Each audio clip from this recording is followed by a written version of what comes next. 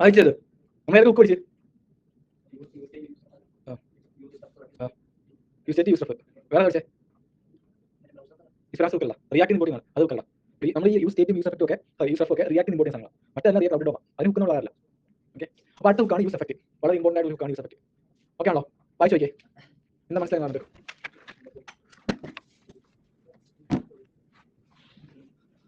എല്ലാവരും കളാണെങ്കിൽ ബെസ്റ്റ്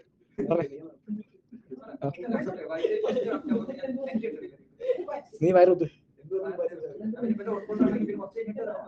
അത് ആ സോഫ്റ്റ്വെയർ ഇഷ്യൂ ആണ്. അതെനിക്ക് ഇടയ്ക്കൊക്കെ കേറാറുണ്ട്. ഇതിനകത്തല്ല പഴയ ലാപ്പിൽ. അത് പിന്നെ എന്തോ ഒരു അപ്ഡേറ്റ് വന്നാൽ ശരിയായി. നീ അപ്ഡേറ്റ് വന്നോ ലാപ്പിൽ? എന്താ പറയുന്നത് യൂസ് എഫക്റ്റില് സംഭവം എന്താ പറഞ്ഞേ? യൂസ് എഫക്റ്റ് വായിച്ചു നോക്കിയിട്ട് എന്താ മനസ്സിലായെന്ന്.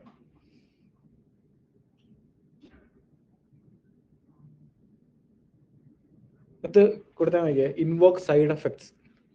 സൈഡ് എഫക്ട്സ് ഇൻവോക്ക് ചെയ്യാൻ വേണ്ടിയാണ് യൂസ് എഫക്റ്റ് ഉള്ളതെന്നാണ് പറഞ്ഞത്. അപ്പൊ എന്താണ് സൈഡ് എഫക്റ്റ്?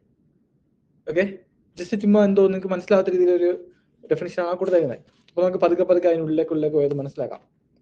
ഓക്കെ, വായിച്ചു നോക്കിയേ.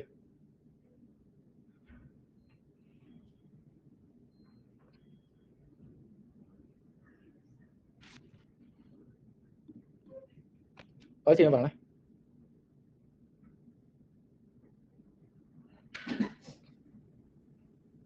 അത് ഇത്രേ ഉള്ളൂ. യൂസ് എഫക്ട് എന്ന് പറയുന്നത് റിയാക്റ്റിലുള്ള ഒരു ഹുക്കാണ്. ഹുക്ക് എന്ന് പറഞ്ഞാൽ എന്താ? Special function. ഓക്കെ, അപ്പം ഇത് നമ്മൾ എന്തിനാണ് ഉപയോഗിക്കുന്നത് ചോദിച്ചാൽ റിയാക്റ്റിൽ സൈഡ് എഫക്റ്റ് മാനേജ് ചെയ്യാം. അപ്പൊ അടുത്ത ക്വസ്റ്റ്യൻ എന്താ? എന്താണ് സൈഡ് എഫക്റ്റ്? ഇത്രേ ഉള്ളൂ. യൂസ് എഫക്റ്റ് ഉപയോഗിക്കുന്നത് സൈഡ് എഫക്റ്റ് മാനേജ് ചെയ്യാൻ.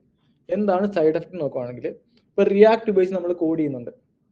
ഇപ്പോൾ അത് ഓരോ കോഡ് ഇപ്പോൾ ബട്ടൺ ക്ലിക്ക് ചെയ്യുന്നു, റിയാക്ടിന്റെ കോഡ് വർക്ക് ആവുന്നു, നമ്മൾ എഴുതിയേക്കുന്ന കോഡ് വർക്ക് ആവുന്നു അല്ലേ? ഈ സൈഡ് എഫക്റ്റ് എന്ന് പറഞ്ഞാൽ റിയാക്ടിന്റെ കയ്യിലല്ലാത്ത കാര്യങ്ങൾ, ഇത് റിയാക്ട് ഡയറക്റ്റ് ഇടപെടാത്ത കാര്യങ്ങളാണ് സൈഡ് എഫക്ട്സ്. അത് ഒരു എക്സാമ്പിൾ ആണ് ഫയൽ റീഡിങ്. ഓക്കെ, അതായത് ഒരു ഫയൽ റീഡ് ചെയ്യണം, നമ്മളതിനുള്ള കോഡ് നമ്മൾ എന്ത് ചെയ്യും? ജാവാസ്ക്രിപ്റ്റിൽ എഴുതി വെക്കും. ഓക്കെ ആണല്ലോ? നമ്മൾ എഴുതിയിരിക്കുന്ന കോഡ് നമ്മൾ റൺ ചെയ്യുന്ന സമയത്ത് ഈ കോഡ് എന്താണെന്ന് വെച്ചാൽ ഈ കോഡ് എക്സിക്യൂട്ട് ആവും. എക്സിക്യൂട്ട് ആയിട്ട് എന്ത് സംഭവിക്കും? നമ്മുടെ ഓയിസുമായിട്ട് കമ്മ്യൂണിക്കേറ്റ് ചെയ്യും. എന്നിട്ട് ഓയിസിൻ്റെ അടുത്ത് പറയും ഫയൽ റീഡ് ചെയ്യാൻ. എന്നിട്ട് ഈ കോഡ് അവിടെ വെയിറ്റ് ചെയ്യും. ഇതുവരെ ഫയൽ റീഡ് ചെയ്ത് നമുക്ക് ആ ഡാറ്റ കിട്ടുന്നിടം വരെ. അപ്പം ആ ഫയൽ റീഡിംഗ് എന്ന് പറഞ്ഞ പരിപാടി ചെയ്യുന്ന ആരല്ല നമ്മുടെ കോഡല്ല, പകരം അത് ഓയസ് ആണ് ചെയ്യുന്നത്. അതുവരെ നമ്മുടെ കോഡ് വെയിറ്റ് ചെയ്യും. ഓക്കെ ആണല്ലോ? അപ്പൊ ഈ കേസിൽ ആ ഫയൽ റീഡിങ് ആക്ച്വലി നമ്മുടെ കോഡിന്റെ കയ്യിലുള്ള സാധനമല്ല. ഓക്കെ ആണല്ലോ? അപ്പൊ ഇങ്ങനെ അതിന്റെ റിയാക്ടിന്റെ കയ്യിലല്ലാത്ത കാര്യങ്ങളാണ്, അല്ലെങ്കിൽ നമ്മുടെ ജാവാസ്ക്രിപ്റ്റിന്റെ കയ്യിലല്ലാത്ത കാര്യങ്ങളാണ് ഈ സൈഡ് എഫക്ട്സ് എന്ന് പറഞ്ഞാൽ. വേറൊരു എക്സാമ്പിൾ ആണ് API കോൾ. നിങ്ങൾ API കോൾ എന്ന് കേട്ടിട്ടുണ്ടോ? എന്താ API കോള്? അല്ലല്ല, അത് വേറെ. API കോൾ എന്താ?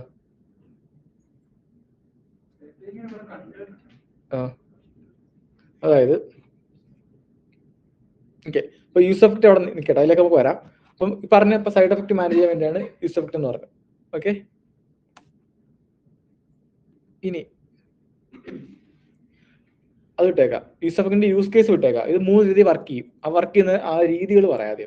ഓക്കെ, യൂസ് എഫക്റ്റ് എന്ന് പറയുന്നത് ഒരു ഫംഗ്ഷൻ ആണ്. ഓക്കെ ആണല്ലോ? അപ്പൊ നമ്മളിത് പഠിക്കാൻ വേണ്ടി ഞാൻ പുതിയൊരു പ്രോജക്റ്റ് സ്റ്റാർട്ട് ചെയ്യാൻ പോവാം. ഓക്കെ, അപ്പൊ അതിന്റെ എന്ത് ചെയ്യണം? ആദ്യമേ റിയാക്ട് എന്ന് പറഞ്ഞ ഫോൾഡർ ഓപ്പൺ ചെയ്യാം. എന്തോക്കണ്ടേ?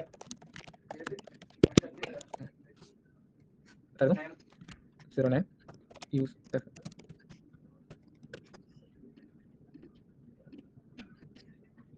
നിങ്ങൾ വീട്ടിൽ ചെയ്യുന്ന നോക്കുന്നുണ്ടോ? ഈ ശനി ഞായറാഴ്ച നോക്കിയോ? നോക്കിയോ?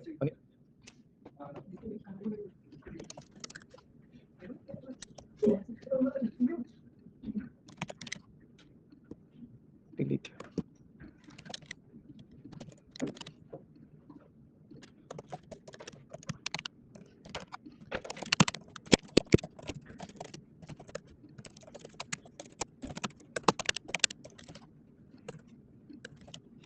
ഓക്കെ, ഓക്കെ ആണല്ലോ? നമ്മൾ ചെയ്യാൻ പോകുന്നത് എങ്ങനെയാണ് യൂസ് എഫക്റ്റ് എന്ന് പറഞ്ഞ നമ്മൾ യൂസ് ചെയ്യുന്നത്, അല്ലെങ്കിൽ വർക്കിംഗ് എന്താണ്? ഓക്കെ ആണല്ലോ? പിന്നെ നമുക്ക് നോക്കാം. ഓക്കെ, അപ്പൊ ആയിട്ട് നമ്മൾ ആദ്യമേ യൂസ് എഫക്റ്റ് ഇമ്പോർട്ട് ചെയ്യണം. ഓക്കെ, ഇത് 3 രീതിയിലാണ് വർക്ക് ചെയ്യുക. ഇതൊരു ഫംഗ്ഷൻ ആണ് യൂസ് എഫക്റ്റ് എന്ന് പറഞ്ഞത്. ഓക്കെ ആണല്ലോ? അപ്പോൾ ഞാനിവിടെ ഇതിന്റെ വർക്കിംഗ് നമുക്ക് മനസ്സിലാക്കാൻ വേണ്ടി ഞാൻ സ്റ്റേറ്റ് എഴുതാൻ പോവാം.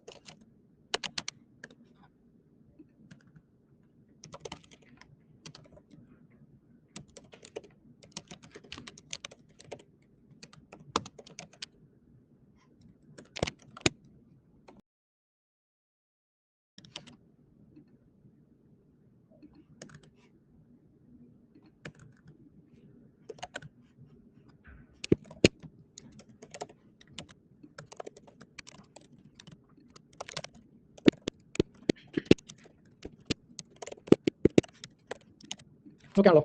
നമ്മുടെ ബട്ടനെ പ്രസ് ചെയ്യുന്നു, അപ്പോൾ എന്ത് ചെയ്യും? ഈ ഫംഗ്ഷൻ കോൾ ആവുന്നു. ഫംഗ്ഷൻ കോൾ ആകുമ്പോൾ എന്താണ് കൗണ്ടുള്ളത്? +1 ഇല്ലേ? അതായത് ഓക്കെ ആണല്ലോ? നമുക്ക് സെൻസർ ആക്കാം.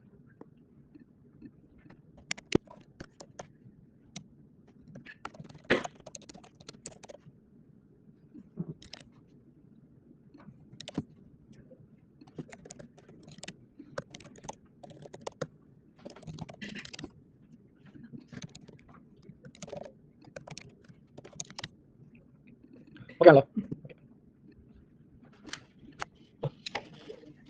ശരിയല്ലോ? പറഞ്ഞോളൂ. ഓക്കെ,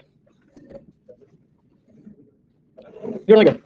അപ്പം ഞാൻ ചെയ്ത കാര്യം വെച്ചാൽ എന്ത് ചെയ്തു? ഒരു സ്റ്റേറ്റ് എഴുതി. നമ്മൾ പഠിക്കാൻ പോകുന്നത് യൂസ് എന്ന് പറയുന്ന ബുക്കാണ്. ഓക്കെ ആണല്ലോ? ഓക്കെ, എന്നിട്ട് ഞാനൊരു സ്റ്റേറ്റ് എഴുതി ഒരു ബട്ടൺ വെച്ചു. ഈ ബട്ടൺ പ്രസ് ചെയ്യുമ്പോൾ സംഭവിക്കും കൗണ്ടിന്റെ വാല്യൂ ആണോ ഇൻക്രിമെന്റ് ആവും അല്ലെ? ഈ ബട്ടണിൽ ഓരോ വട്ടം പ്രസ് ചെയ്യുമ്പോഴും ആ കൗണ്ടിന്റെ വാല്യൂ ഇൻക്രിമെന്റ് ആയി വരും.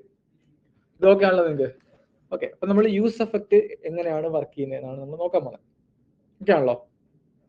ഓക്കെ, അപ്പൊ ഞാനിവിടെ യൂസ് എഫക്ട് വെറുതെ ഇമ്പോർട്ട് ചെയ്തു. ഒരു ഫംഗ്ഷൻ ആണത് ഞാൻ പറഞ്ഞത്. ഓക്കെ, അപ്പൊ ഞാനിവിടെ വന്നിട്ട് യൂസ് എഫക്റ്റിനെ കോൾ ചെയ്യുന്നു. നമ്മൾ എപ്പോഴും ഒരു കമ്പോണന്റിനകത്തെ യൂസ് എഫക്റ്റിനെ കോൾ ചെയ്യാൻ പറ്റുള്ളൂ. സ്റ്റേറ്റ് ആയാലും എല്ലാം ഒരു കമ്പോണന്റിനകത്ത് നമുക്ക് എഴുതാൻ പറ്റുള്ളൂ. കമ്പോണന്റ് പുറത്ത് എഴുതാൻ പറ്റില്ല.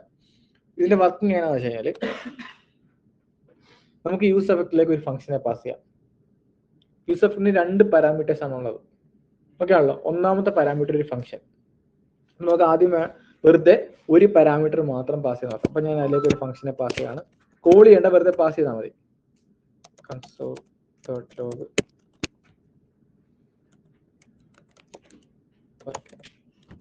ഇത് കൃത്യമായിട്ട് മനസ്സിലാക്കാൻ വേണ്ടി നമ്മുടെ സ്ട്രിക്റ്റ് മോഡ് ഞാൻ ഒഴിവാക്കുന്നു. അത് ഞാൻ പറഞ്ഞായിരുന്നു. സ്ട്രിക്റ്റ് മോഡ് 2 വട്ടം റെൻഡർ ആവുന്ന കാര്യം സ്ട്രിക്റ്റ് മോഡ് അറിയാൻ നേരത്തെ പറഞ്ഞിട്ടുണ്ടോ? പറഞ്ഞിട്ടില്ലേ?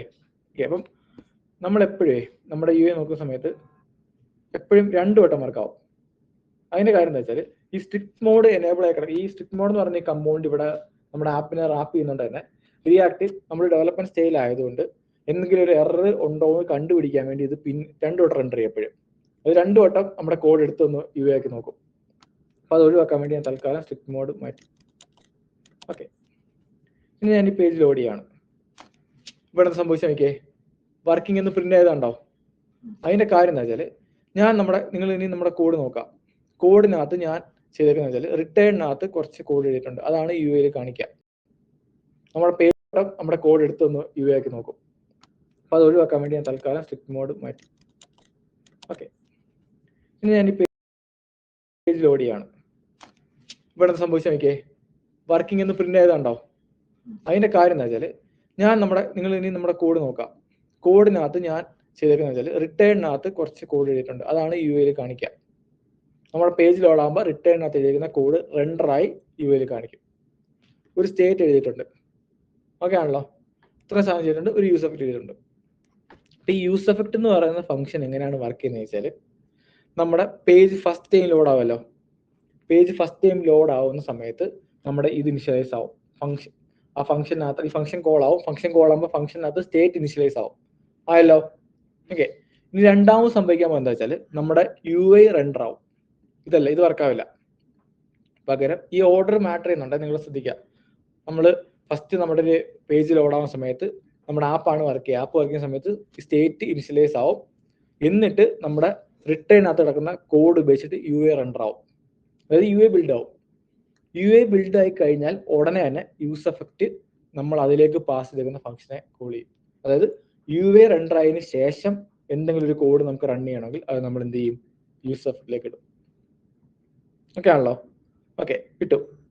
ഇപ്പൊ നമ്മൾ ഫസ്റ്റ് ടൈം പേജ് ലോഡ് ആവുന്നു. പേജ് റെൻഡർ ആയി കഴിഞ്ഞാൽ ഉടനെ യൂസ് എഫക്റ്റ്. ഇത്ര ആലോചിച്ചാൽ മതി. ഒരു പേജ് റെൻഡർ ആയി കഴിഞ്ഞാൽ ഉടനെ യൂസ് എഫക്റ്റ് നമ്മൾ യൂസ് എഫക്റ്റിലേക്ക് പാസ് ചെയ്തേക്കുന്ന ഫംഗ്ഷനെ കോൾ ചെയ്യും. അതുകൊണ്ടാണ് ഫസ്റ്റ് നമ്മുടെ പേജ് ലോഡ് ആവുന്ന സമയത്ത് പേജ് റെൻഡർ ആയല്ലോ, റെൻഡർ ആയി കഴിഞ്ഞാൽ ഉടനെ എന്ത് ചെയ്യും? യൂസ് എഫക്റ്റ് കോൾ ആവും. ഓക്കെ, ഇനി ഞാൻ ബട്ടൺ പ്രസ് ചെയ്യാം. നോക്കണേ, പിന്നെയും വർക്കിംഗ് എന്ന് കാണിച്ചുണ്ടോ? അതിന്റെ കാര്യം എന്തായിരിക്കും? ഒന്നുകൂടെ ആഡ് ചെയ്യുന്ന സമയത്ത് സ്റ്റേറ്റ് അപ്ഡേറ്റ് ആവും. സ്റ്റേറ്റ് അപ്ഡേറ്റ് ആകുമ്പോൾ യു ഐ പിന്നെ റെൻഡർ ആവും. റെൻഡർ ആയി കഴിഞ്ഞാൽ റെൻഡർ ആവും, കോൾ ചെയ്യും. ഓക്കെ, അപ്പം എപ്പോഴും നമ്മുടെ യു ഐ റെൻഡർ ആയതിനു ശേഷം നമുക്ക് ഇനി ഒരുപാട് കാര്യങ്ങൾ അങ്ങനെ ചെയ്യാനുണ്ട്. യു ഐ റെൻഡർ ആയതിനു ശേഷം നമുക്ക് എന്തെങ്കിലും ഒരു കോഡ് വർക്ക് ചെയ്യണം എന്ന് വെച്ചാൽ അപ്പൊ നമ്മൾ എന്ത് ചെയ്യും? അവിടെ നമ്മൾ യൂസ് എഫക്റ്റ് യൂസ് ചെയ്യും. മനസ്സിലായോ? UA റണ്ടർ ആയതിനു ശേഷം നമുക്ക് എന്തെങ്കിലും കോഡ് വർക്ക് ചെയ്യണമെങ്കിൽ അവിടെ നമ്മൾ യൂസ് എഫക്റ്റ് കോൾ ചെയ്യും. ഈ യൂസ് എഫക്റ്റ് തന്നെ പല രീതിയിൽ വർക്ക് ചെയ്യും. ഓക്കെ ആണല്ലോ? ഈ കേസ് നോക്കുവാണെങ്കിൽ UA എപ്പോൾ റണ്ടർ ആയാലും എന്ത് ചെയ്യും? യൂസ് എഫക്റ്റ് കോൾ ആവും. ഇത് മനസ്സിലായല്ലോ? ഡൗട്ട് ഉണ്ടോ അതിനകത്ത്? അപ്പൊ അതിനാണ് യൂസ് എഫക്റ്റ്.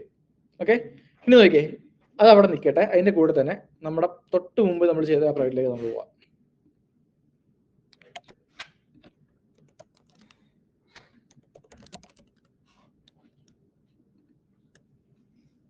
ഓക്കെ, പിന്നെ ഞാൻ പറയുന്നത് ടൈപ്പ് ചെയ്യുന്നു അല്ലേ? സൂം ചെയ്യാം. ടൈപ്പ് ചെയ്യുന്നു, എൻ്റർ അടിക്കുമ്പോൾ അടുത്തിലേക്ക് പോകണം അല്ലേ? ഓക്കെ, ഇപ്പൊ എൻ്റെ ആവശ്യം ഇതാണ്. നമ്മുടെ പേജ് ലോഡാവില്ലേ? പേജ് ലോഡാകുമ്പം നമ്മുടെ ആ ഒരു ഫോക്കസ് ഇതിലിരിക്കണം. ഇപ്പൊ എനിക്ക് ടൈപ്പ് ചെയ്യണമെങ്കിൽ ഞാൻ എന്ത് ചെയ്യണം? പേജ് ലോഡായി എനിക്ക് ടൈപ്പ് ചെയ്യണമെങ്കിൽ എന്ത് ചെയ്യണം? ഞാൻ ഇതിലേക്ക് മാനുവലി കൊണ്ടുവന്ന് ഫോക്കസ് വെക്കണം അല്ലേ? എൻ്റെ ആവശ്യം എന്താ? പേജ് ലോഡാകുമ്പോൾ ഓട്ടോമാറ്റിക്കലി ഫോക്കസ് വരണം. എങ്ങനെ ചെയ്യാം? ഇവിടെ നമുക്ക് യൂസ് എഫക്റ്റ് ഉപയോഗിക്കാം. കാര്യം ഇവിടെ നമുക്ക് ഈ യൂസ് എഫക്റ്റ് വർക്ക് ആയിട്ട് എഴുതി വെച്ചാൽ നമ്മുടെ പേജ് ലോഡ് ആവണം, പേജ് റണ്ടർ ആവണം. ഫസ്റ്റ് ടൈം പേജ് റണ്ടർ ആണ്. റണ്ടർ ആയി കഴിഞ്ഞാൽ എന്ത് സംഭവിക്കണം? പേജ് റണ്ടർ ആയി കഴിഞ്ഞാൽ ഫോക്കസ് വരണം. അത് പേജ് റണ്ടർ ആയി നമ്മുടെ ഇൻപുട്ട് ബോക്സ് ഒക്കെ ക്രിയേറ്റ് ചെയ്തതിന് ശേഷമാണ് ഫോക്കസ് വരേണ്ടത്. അതായത് ഇവിടെ നമുക്ക് വേണമെങ്കിൽ യൂസ് എഫക്റ്റ് ഉപയോഗിക്കാം. അപ്പം അതിനുവേണ്ടി ഞാൻ ചെയ്യാൻ പോകുന്ന വെച്ചാൽ നമുക്ക് ഈ ഒരു ഇൻപുട്ട് ആണല്ലോ, ഇതിന് ആദ്യം റെഫറൻസ് കൊടുക്കണം. അപ്പൊ അതിനായിട്ട് ഞാൻ വേണ്ട const first ref equal to user call ചെയ്തു. എന്നിട്ട് നമ്മുടെ ഫസ്റ്റ് ഇൻപുട്ടിന് നമ്മൾ റെഫ് കൊടുക്കുന്നു. Ref equal to first ref. Okay ആണല്ലോ? ഓക്കെ, ഇനി നമുക്ക് എന്ത് ചെയ്യാം? ഇവിടെ യൂസ് എഫക്റ്റ് ഉപയോഗിക്കാം. എന്നിട്ട് എന്ത് ചെയ്യാം? യൂസ് എഫക്റ്റിലേക്ക് ഒരു ഫംഗ്ഷനെ പാസ് ചെയ്യാം. ആ ഫംഗ്ഷൻ എന്ത് എഴുതാം? First rough dot current dot focus. Okay ആണല്ലോ? ഓക്കെ, അപ്പൊ എന്ത് ചെയ്യും? നമ്മുടെ പേജ് ലോഡ് ആവുന്ന സമയത്ത് ഫോക്കസ് ആയില്ലേ? കാര്യം പേജ് റണ്ടറായി, യൂസ് എഫക്റ്റ് കോൾ ചെയ്തു. അപ്പൊ ആ ഫോക്കസ് എവിടേക്ക് വന്നു? ഇതിലേക്ക്. അപ്പൊ നമ്മുടെ ആവശ്യം എന്താ? പേജ് റണ്ടർ ആയതിനു ശേഷമേ അത് വർക്ക് ചെയ്യാവുള്ളൂ. കാര്യം അപ്പോഴേ എന്തുള്ളൂ? ആ ഇൻപുട്ട് ടാഗ് ഉള്ളൂ. ഇല്ല, പേജ് റണ്ടർ ആവുന്നതിന് മുമ്പ് അതില്ല. അപ്പൊ പേജ് റണ്ടർ ആയതിനു ശേഷം വർക്ക് ചെയ്യണമെങ്കിൽ നമ്മൾ അത് യൂസ് എഫക്റ്റ് കൊടുത്തു. ഓക്കെ, ഇപ്പൊ ഞാൻ ഇവിടെ ടൈപ്പ് ചെയ്യുന്നു ആപ്പിൾ. ഓക്കെ, എൻ്റർ അടിക്കുന്നു. പോയി ഓറഞ്ച്. ഓക്കെ ആണല്ലോ? ഒന്ന് ചെയ്യാം. ഇപ്പം ഞാൻ നോക്കിയേ, ഞാനിവിടെ ആപ്പിളിനെ ടൈപ്പ് ചെയ്തു, ഞാൻ എൻ്റർ അടിക്കുന്നു. എൻ്റർ അടിക്കുന്ന സമയത്ത് എന്തുകൊണ്ട് ഇത് അപ്പുറത്തേക്ക് പോകുന്നില്ല? ഒന്നുകൂടെ എൻ്റർ അടിച്ചാലേ പോകുന്നുള്ളൂ. അതിന്റെ കാര്യം ആർക്കെങ്കിലും പറയാമോ? ഏത് ഹെഡിങ്? അല്ല, അത് രണ്ടും ഒന്നിച്ച് നമ്മൾ കൊടുത്തേക്കുന്നു. നോക്കിയേ, ഞാൻ ഇവിടെ ഉണ്ട് ഓൺ കീ ഡൗൺ. നോക്കിയേ, ഹെഡിങ്ങിലേക്ക് സെറ്റ് ചെയ്യുന്നുണ്ട്, ഫോക്കസ് പോകുന്നുണ്ട്. പക്ഷെ എന്തുകൊണ്ട് ഫസ്റ്റ് ടൈം എൻ്റർ അടിക്കുമ്പോൾ പോകുന്നില്ല? പറ. സ്ക്രിപ്റ്റ് മാറ്റാം. സ്ക്രിപ്റ്റ് ഞാൻ മാറ്റാം.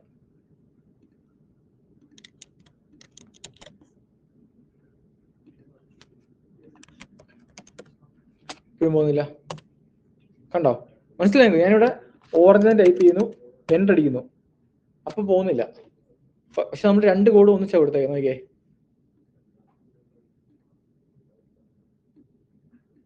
ആർക്കെങ്കിലും പറയാൻ പറ്റുമോ? അതാണ് അവിടെ സംഭവിച്ചത്. എന്താ വെച്ചാല് ഞാൻ ഇവിടെ വന്നിട്ട് ഫസ്റ്റ് പേജ് റണ്ടറായി. ഓക്കെ ആണല്ലോ? അപ്പൊ എന്ത് സംഭവിച്ചു? Use effect Kolayi. ഓക്കെ, അപ്പൊ എന്ത് ചെയ്തു? ഫോക്കസ് ഇവിടെ വന്നു. ഞാൻ ഇവിടെ ആപ്പിളിന് ടൈപ്പ് ചെയ്യുന്നു. ഓക്കെ, ഞാൻ എൻ്റർ അടിക്കുമ്പോൾ എന്ത് സംഭവിക്കും? നമ്മുടെ സ്റ്റേറ്റ് ചേഞ്ച് ആവും അല്ലേ? എൻ്റർ അടിക്കുമ്പോൾ ഇവിടെ സ്റ്റേറ്റും ചേഞ്ച് ആവും, ഫോക്കസും മാറും. അപ്പൊ സ്റ്റേറ്റ് ചേഞ്ച് ആയി, ഫോക്കസ് മാറി. ഓക്കെ, ആ സമയത്ത് തന്നെ എന്ത് ചെയ്യും? സ്റ്റേറ്റ് ചേഞ്ച് ചെയ്യാൻ സംഭവിക്കും, യൂസ് എഫക്റ്റ് പിന്നെയും കോളാവല്ലോ ഇല്ലേ? ഓരോ വട്ടം സ്റ്റേറ്റ് ചേഞ്ച് ആയാൽ യു ആർ റണ്ടർ ആവും, യു ആർ റണ്ടർ ആയാൽ യൂസ് എഫക്റ്റ് കോൾ ആവും. യൂസ് എഫക്റ്റ് പിന്നെയും കോൾ ആവുന്നതുകൊണ്ട് തന്നെ പിന്നെയും ഫോക്കസ് എവിടെ തന്നെ ഇരിക്കും? ഫസ്റ്റിൽ തന്നെ. കണ്ടോ? അപ്പൊ എന്ത്? ഞാൻ എൻ്റർ അടിക്കുമ്പോൾ പിന്നെ ഫോക്കസ് ഫസ്റ്റിൽ തന്നെയാണ് വരിക. പറഞ്ഞ മനസ്സിലായോ? അതായത് ഞാൻ ഇവിടെ ഫസ്റ്റ് ടൈം ലോഡ് ചെയ്യുന്നു, യൂസ് എഫക്റ്റ്, അപ്പം നമ്മുടെ പേജ് റണ്ടർ ആവുന്നു, യൂസ് എഫക്റ്റ് കോൾ ആവുന്നു. ഫോക്കസ് എവിടെ? ഇവിടെ. ഞാൻ ഇവിടെ ആപ്പിളിന് ടൈപ്പ് ചെയ്ത് എൻ്റർ അടിക്കുമ്പോൾ സ്റ്റേറ്റ് ചേഞ്ച് ആവും. സ്റ്റേറ്റ് ചേഞ്ച് ആയാൽ എന്ത് ചെയ്യും? യു ആർ റണ്ടർ ആവും. യു ആർ റണ്ടർ ആയാൽ പിന്നെ യൂസ് എഫക്റ്റ് കോൾ ആവും. അത് കോൾ ആവുന്ന സമയത്ത് എന്ത് ചെയ്യും? ഫോക്കസ് പിന്നെ അവിടെ തന്നെ. അപ്പൊ അവിടെ നിൽക്കും. പിന്നെ എൻ്റർ അടിക്കുമ്പോൾ പോകും. പിന്നെ സ്റ്റേറ്റ് ചേഞ്ച് ആവില്ല ഇല്ലേ? അപ്പൊ എന്ത് ചെയ്യും? ഇവിടെ എൻ്റർ അടിക്കുന്ന സമയത്ത് അത് പോകും. അടുത്ത എൻ്ററിൽ സ്റ്റേറ്റ് ചേഞ്ച് ആവില്ല. ഓക്കെ അല്ലേ? എന്താ ഇത് മാറ്റാം? അടുത്ത എൻ്ററിൽ എന്താ സ്റ്റേറ്റ് ചേഞ്ച് ആവാത്ത കാര്യം? അടുത്ത എൻ്റർ അടിക്കുമ്പോൾ ഇതിനാണ് വർക്ക് ചെയ്യാം. പക്ഷേ ഇവിടെ സ്റ്റേറ്റിലേക്ക് നമ്മൾ സ്റ്റേറ്റ് ഓൾറെഡി ഉള്ള ആപ്പ് തന്നെ, പിന്നെ ആപ്പ് എടുത്ത സ്റ്റേറ്റ് ഉണ്ടാവില്ല, പുതിയൊരു വാല്യൂ എടുത്താലേ സ്റ്റേറ്റ് ചേഞ്ച് ആവുള്ളൂ. അപ്പോൾ എന്ത് ചെയ്യും, ഇത് വർക്കാവും. അപ്പം നമ്മുടെ ഈ സ്വിഫ്റ്റ് കോൾ ആവുന്നില്ല, ഇത് വർക്കാവുന്നു, ഫോക്കസ് അടുത്തേക്ക് പോകുന്നു. ഇത് മനസ്സിലായോ എല്ലാവർക്കും ഈ പറഞ്ഞ കാര്യം? ഓക്കെ ആണോ? വിഷർ എന്ന് പറഞ്ഞ സംഭവിച്ചെന്താന്ന് പറഞ്ഞേ. ഓക്കെ, ഫസ്റ്റ് ലോഡായി, അപ്പൊ എന്ത് സംഭവിച്ചു? വർക്കായി. അതെന്തുകൊണ്ട്? ഇപ്പൊ ഇത് പാസ് ചെയ്യാതിരിക്കുന്നു. ഞാൻ യൂസഫിനകത്ത് ഇത് വർക്ക് ആവുന്നതെന്ന് അറിയാൻ വേണ്ടി വർക്കിംഗ് കൊടുക്കുന്നു.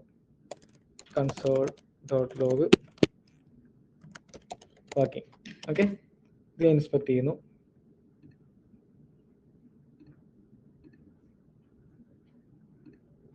പേജ് ഫസ്റ്റ് ലോഡായി, വർക്ക് ചെയ്യുന്ന കാണിച്ചു. ഓക്കെ, നമ്മുടെ ആപ്പിളിൽ ടൈപ്പ് ചെയ്യുന്നു, അപ്പോഴും സ്റ്റേറ്റ് ചേഞ്ച് ആയിക്കൊണ്ടിരിക്കുകയാണ്. കാര്യം ഇൻപുട്ട് ടൈപ്പ് ചെയ്യുന്ന വാല്യൂ എടുത്ത് നമ്മൾ ഇൻപുട്ടിലേക്ക് വെക്കുന്നില്ലേ, വർക്ക് ചെയ്തുകൊണ്ടിരിക്കും. അത് കാര്യം സ്റ്റേറ്റ് അപ്ഡേറ്റ് ആവുന്നുണ്ട്, അപ്പൊ യു അപ്ഡേറ്റ് ആവുന്നുണ്ട്. കാര്യം എന്താ, നമ്മളിത് ഇൻപുട്ടിലേക്ക് എടുത്ത് വെക്കുന്നുണ്ട്. ഓക്കെ ആണല്ലോ. എന്നിട്ട് ഞാൻ ഇവിടുന്ന് എൻ്റർ അടിക്കുന്നു, അപ്പോഴും യൂസഫ്റ്റ് വർക്കായി. ഓക്കെ ആണല്ലോ. പിന്നെ എൻ്റർ അടിക്കുന്നു, അപ്പൊ അടുത്തേക്ക് പോയി. ഇങ്ങനെ ഓരോ റണ്ടറിലും വർക്ക് ആയിക്കൊണ്ടേയിരിക്കും. ഓക്കെ, ഇനി ഞാൻ ഇവിടെ വന്നിട്ട് ഞാൻ കോമ രണ്ടാമത്തെ പാരാമീറ്റർ ആയിട്ടുള്ള MD പാസ് ചെയ്താൽ ഇനി നോക്കണേ, ഫസ്റ്റ് ലോഡായി, യൂസഫ്റ്റ് കോളായല്ലോ അല്ലെ, ഫോക്കസ് ഇവിടെ വന്നു. ഇനി ഞാൻ എത്ര ടൈപ്പ് ചെയ്താലും വർക്ക് ആവില്ല. എന്താ, ഫസ്റ്റ് എൻ്റർ തന്നെ അടുത്തേക്ക് വരികയും ചെയ്യുന്നു. നോക്കോ, ആപ്പിൾ എൻ്റർ. കാര്യം എന്താ, പിന്നെ യൂസഫ്റ്റ് കോൾ ആവില്ല. കാര്യം യൂസഫ്റ്റ് എന്ന് പറയുന്ന ഫംഗ്ഷനിലേക്ക് നമുക്ക് രണ്ട് പാരാമീറ്റേഴ്സ് പാസ് ചെയ്യാം. ഒന്നാമത്തെ പാരാമീറ്റർ ഒരു ഫംഗ്ഷൻ ആയിരിക്കണം. ഓക്കെ, വെറുതെ അത് മാത്രമായിട്ട് പാസ് ചെയ്യാം. അത് മാത്രമായിട്ട് പാസ് ചെയ്താൽ ഓരോ വട്ടവും പേജ് റെൻഡർ ആകുമ്പോഴും ഈ ഫംഗ്ഷൻ കോൾ ആയിക്കൊണ്ടേയിരിക്കും. ഓക്കെ, അല്ലെങ്കിൽ നമുക്ക് ഇങ്ങനെ പാസ് ചെയ്യാം. എങ്ങനെ, യൂസഫ്റ്റിലേക്ക് ഒന്നാമത്തെ ഫംഗ്ഷനും രണ്ടാമത്തെ ഒരു MD പാസ് ചെയ്യാം. അങ്ങനെ പാസ് ചെയ്താൽ ഫസ്റ്റ് ടൈം പേജ് ലോഡ് ആകുമ്പോൾ മാത്രമേ യൂസഫ്റ്റ് കോൾ ആവുള്ളൂ, പിന്നെ കോൾ ആവില്ല. അപ്പോൾ അത് നമുക്ക് ഒന്നുകൂടെ മനസ്സിലാക്കണമെങ്കിൽ നമുക്ക് നമ്മുടെ ഇതിലേക്ക് വരാം. അപ്പൊ ഇത് ഞാൻ ഒന്നുകൂടെ ക്ലോസ് ചെയ്യാണ്. അതായത് നമ്മുടെ പഴയ എക്സാമ്പിൾ. ഓക്കെ, പിന്നെ അത് നമ്മൾ എന്ത് ചെയ്യുന്നുണ്ട്, യൂസഫ്റ്റ് യൂസ് ചെയ്യുന്നുണ്ട്, console.log വർക്കിംഗ് ഉണ്ട്. Okay, first time page load ആവുന്നു, എന്ത് ചെയ്യുന്നു, വർക്കിംഗ് പ്രിന്റ് ആയി. ഇനി ഞാനിവിടെ ഓരോ വട്ടം ആഡ് ചെയ്യുമ്പോഴും വർക്കിംഗ് പ്രിന്റ് ആയിക്കോളും. കാര്യം എന്താ, ഓരോ വട്ടവും സ്റ്റേറ്റ് ചേഞ്ച് ആവും, റണ്ടർ ആവും, അപ്പോൾ എന്ത് യൂസഫ്റ്റ് കോൾ ആവും. ഇത് സംഭവിക്കുന്നുണ്ട്.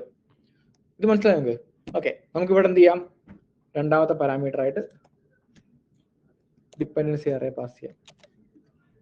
ഓക്കെ, ഇങ്ങനെ പാസ് ചെയ്താൽ ഇനി നമുക്കൊന്ന് റിഫ്രഷ് ചെയ്യാം. ഫസ്റ്റ് ടൈം പേജ് ലോഡായി, വർക്കിംഗ് എന്ന് കാണിച്ചു. ഇനി ഞാൻ സ്റ്റേറ്റ് ചേഞ്ച് ചെയ്യുമ്പം യൂസഫ്റ്റ് കോൾ ആവോ? ഇല്ല. കണ്ടോ? അപ്പം ഇതാണ് രണ്ട് രീതി. ഇനി ഒരു രീതി ഉണ്ടത് പറയാം. മനസ്സിലായത്? അപ്പം ഈ ഒരു ടെക്നിക്കിന് ഒരുപാട് യൂസ് കേസുകളുണ്ട്. നമ്മൾ ഇനി അടുത്ത യൂസ് കേസുകളിലേക്കാണ് പോകാൻ പോകുന്നത്. അപ്പം അതിന് മുമ്പായിട്ട് ഇത് രണ്ടും വായിച്ചേക്കേ. കണ്ടോ, നോ ഡിപ്പെൻഡൻസി പാസ്ഡ്. എന്താ, റൺസ് ഓൺ എവരി റണ്ടർ. ഓരോ വട്ടം റണ്ടർ ആകുമ്പോഴും എന്ത് ചെയ്യും, ഈ പറഞ്ഞ കാര്യം തന്നെയാണ് കൊടുത്തേക്കുന്നത്. ഇതിങ്ങനെ റൺ ആയിക്കൊണ്ടേയിരിക്കും. അടുത്തതോ, അതിന് MD പാസ് ചെയ്തു രണ്ടാമത്തെ പാരാമീറ്റർ ആയിട്ട്. അപ്പോഴോ, runs only on the first render. കണ്ടോ, ഫസ്റ്റ് ടൈം റണ്ടർ ആകുമ്പോൾ മാത്രം, ആ പേജ് ഫസ്റ്റ് ടൈം ലോഡ് ആകുമ്പോൾ മാത്രമേ ഇത് വർക്ക് ആവുള്ളൂ. മനസ്സിലായത്? എല്ലാവർക്കും ഓക്കെ ആണോ? മൂന്നാമതൊരു കേസുണ്ട്, props or state values passed. അതായത് അത് മനസ്സിലാക്കണമെങ്കിൽ ഞാൻ ഒരു സ്റ്റേറ്റ് എഴുതണം.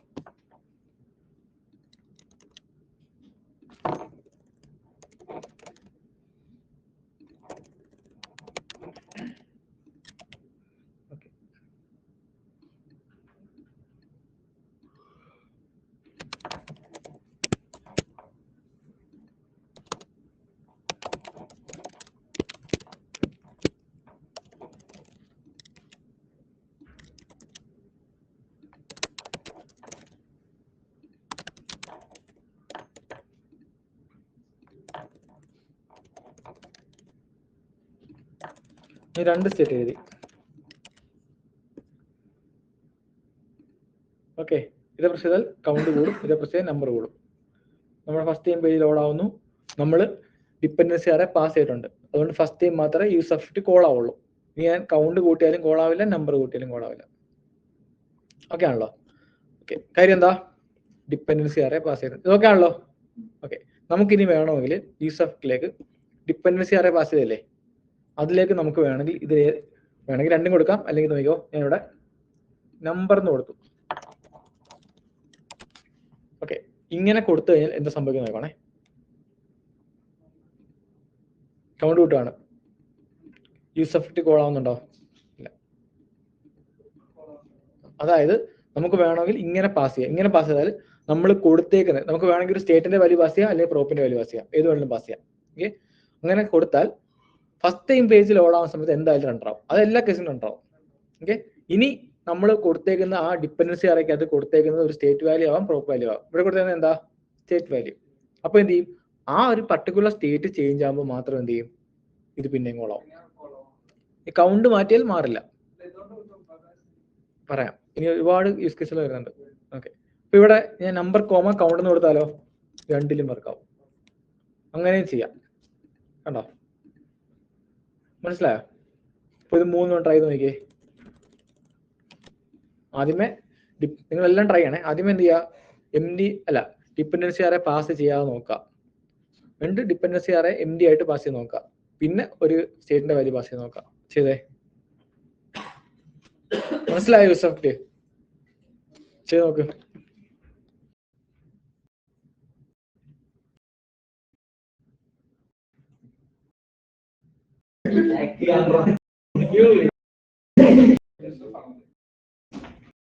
ഓക്കെ,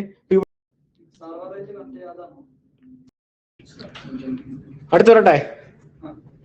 ഓക്കെ, അപ്പോൾ നമ്മൾ ഈ യൂസ് എഫക്റ്റിന്റെ ഒരു യൂസ് കേസ് നോക്കാൻ പോവാണ്.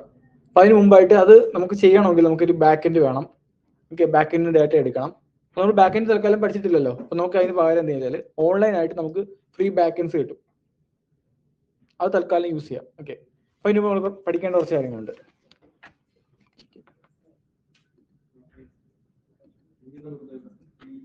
ശ്രദ്ധിക്കണേ. ബാക്ക് എൻഡ് ജസ്റ്റ് നോക്കാം. ഇത് നമ്മൾ ബാക്ക് എൻഡ് പഠിക്കുമല്ല, ജസ്റ്റ് അതൊന്ന് പറയാണ്. നമ്മൾ ഇനി ബാക്ക് എൻഡിലേക്ക് പോകുന്നേ ഉള്ളൂ. ഇതിപ്പോ നമുക്ക് ബാക്ക് എൻഡ് എങ്ങനെ ഫ്രണ്ട് എൻഡ് കണക്ട് ചെയ്യാം എന്നുള്ളതാണ് നമ്മൾ നോക്കാൻ പോകാൻ. ഓക്കെ, അത് നോക്കിയേ.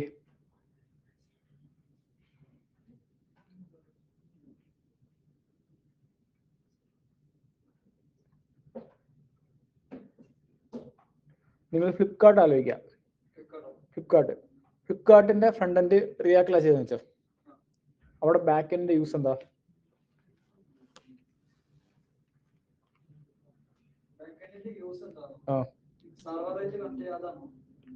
എന്താ സംഭവം? എന്താ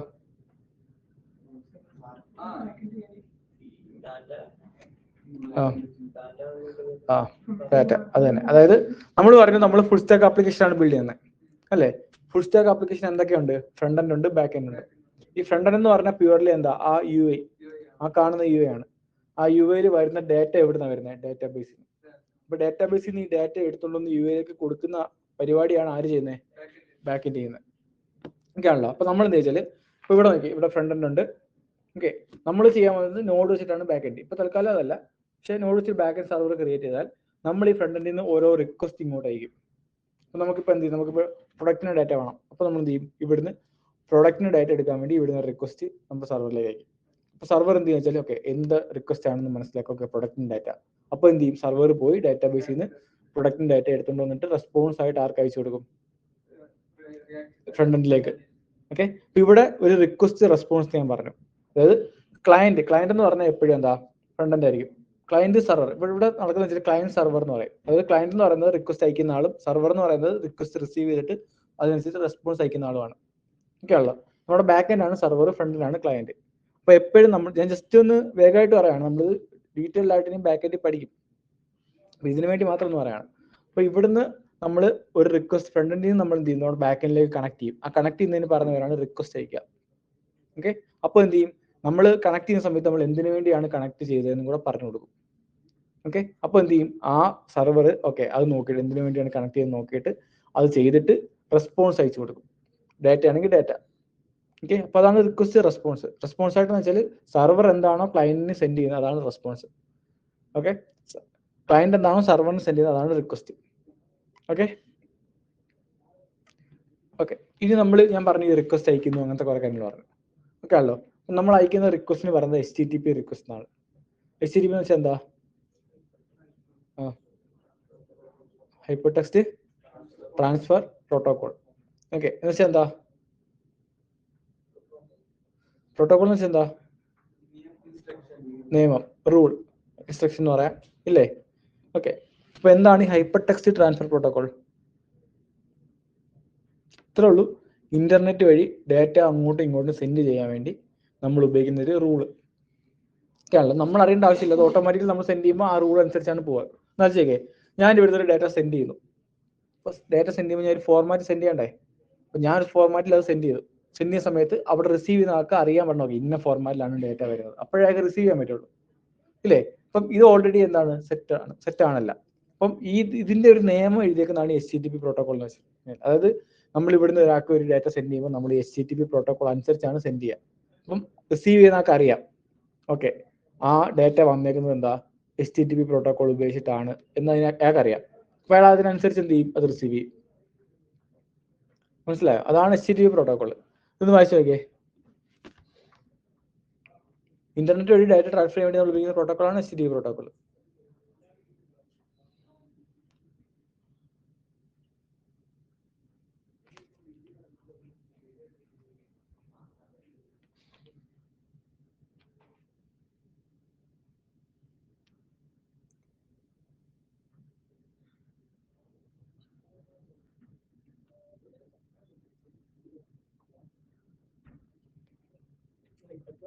ഹൈപ്പർ ടെക്സ്റ്റ് ആക്ച്വലി പറഞ്ഞാൽ നമ്മൾ ലിങ്കില്ലേ, ലിങ്കിനാണ് ഉദ്ദേശിക്കുന്നത്. അപ്പോൾ ആ ഒരു പേരിലുള്ള ലിങ്ക് ചേർത്ത് ലിങ്ക് ആണത്.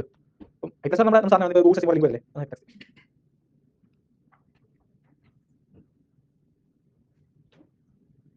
ഞാൻ എന്തിനു വേണ്ടിയാണ് കണക്ട് ചെയ്തത്, എന്തിനു വേണ്ടിയാണ് കണക്ട് ചെയ്തതെന്നുള്ള കാര്യം നമ്മൾ ഇംപ്ലൈ ചെയ്യുന്നത് നമ്മുടെ ഈ ഒരു മെത്തേഡ് ഉപയോഗിച്ചിട്ടാണ്. അത് പറഞ്ഞു കൊടുക്കുന്ന മെത്തേഡ് എന്ന് പറഞ്ഞ സാധനം ഉപയോഗിച്ചിട്ടാണ്. നമുക്ക് 4 മെത്തേഡാണ് വേണ്ടുള്ളത്. Get, post, 5 get, post, put, delete, patch ഒക്കെ ആണല്ലോ. അപ്പോൾ നമ്മൾ ഇത് ജസ്റ്റ് വേഗമായിട്ട് പറഞ്ഞുള്ളൂ, ബാക്ക് എൻഡ് ഡീറ്റെയിൽ പഠിക്കും. ജസ്റ്റ് ചുമ്മാ നമ്മൾ പറഞ്ഞതാണ്. ഓക്കെ, നിങ്ങളിപ്പോൾ അറിയണമെന്ന് നിർബന്ധമില്ല. ഓക്കെ, അപ്പം ഫസ്റ്റ് മെത്തേഡാണ് ഗെറ്റ് മെത്തേഡ്. ഈ ഗെറ്റ് മെത്തേഡ് എന്താ വെച്ചാൽ ഒരു ക്ലയന്റ് സർവറിലേക്ക് റിക്വസ്റ്റ് അയക്കുന്ന സമയത്ത്, ഓക്കെ ഈ സർവറിൽ നിന്ന് എന്തെങ്കിലും ഡാറ്റ ഇങ്ങോട്ട് എടുക്കാനാണെങ്കിൽ, അതായത് ഒരു ക്ലയന്റ് സർവറിലേക്ക് റിക്വസ്റ്റ് അയക്കുന്ന സമയത്ത് ആ സർവറിൽ നിന്ന് ഡാറ്റ ഇങ്ങോട്ട് എടുക്കാൻ വേണ്ടി അയക്കുന്ന മെത്തേഡാണ് ഗെറ്റ് മെത്തേഡ്. അത് സർവറിൽ നിന്ന് ഇങ്ങോട്ട് ഡാറ്റ എടുക്കാൻ വേണ്ടി. ഈ സർവറിലേക്ക് ഡാറ്റ ആഡ് ചെയ്യാൻ വേണ്ടിയാണെങ്കിൽ അത് പോസ്റ്റ് മെത്തേഡ്. ഒരു റിക്വസ്റ്റ് അയക്കുന്ന സമയത്ത് ഞാൻ പറഞ്ഞു റിക്വസ്റ്റ് അയക്കും.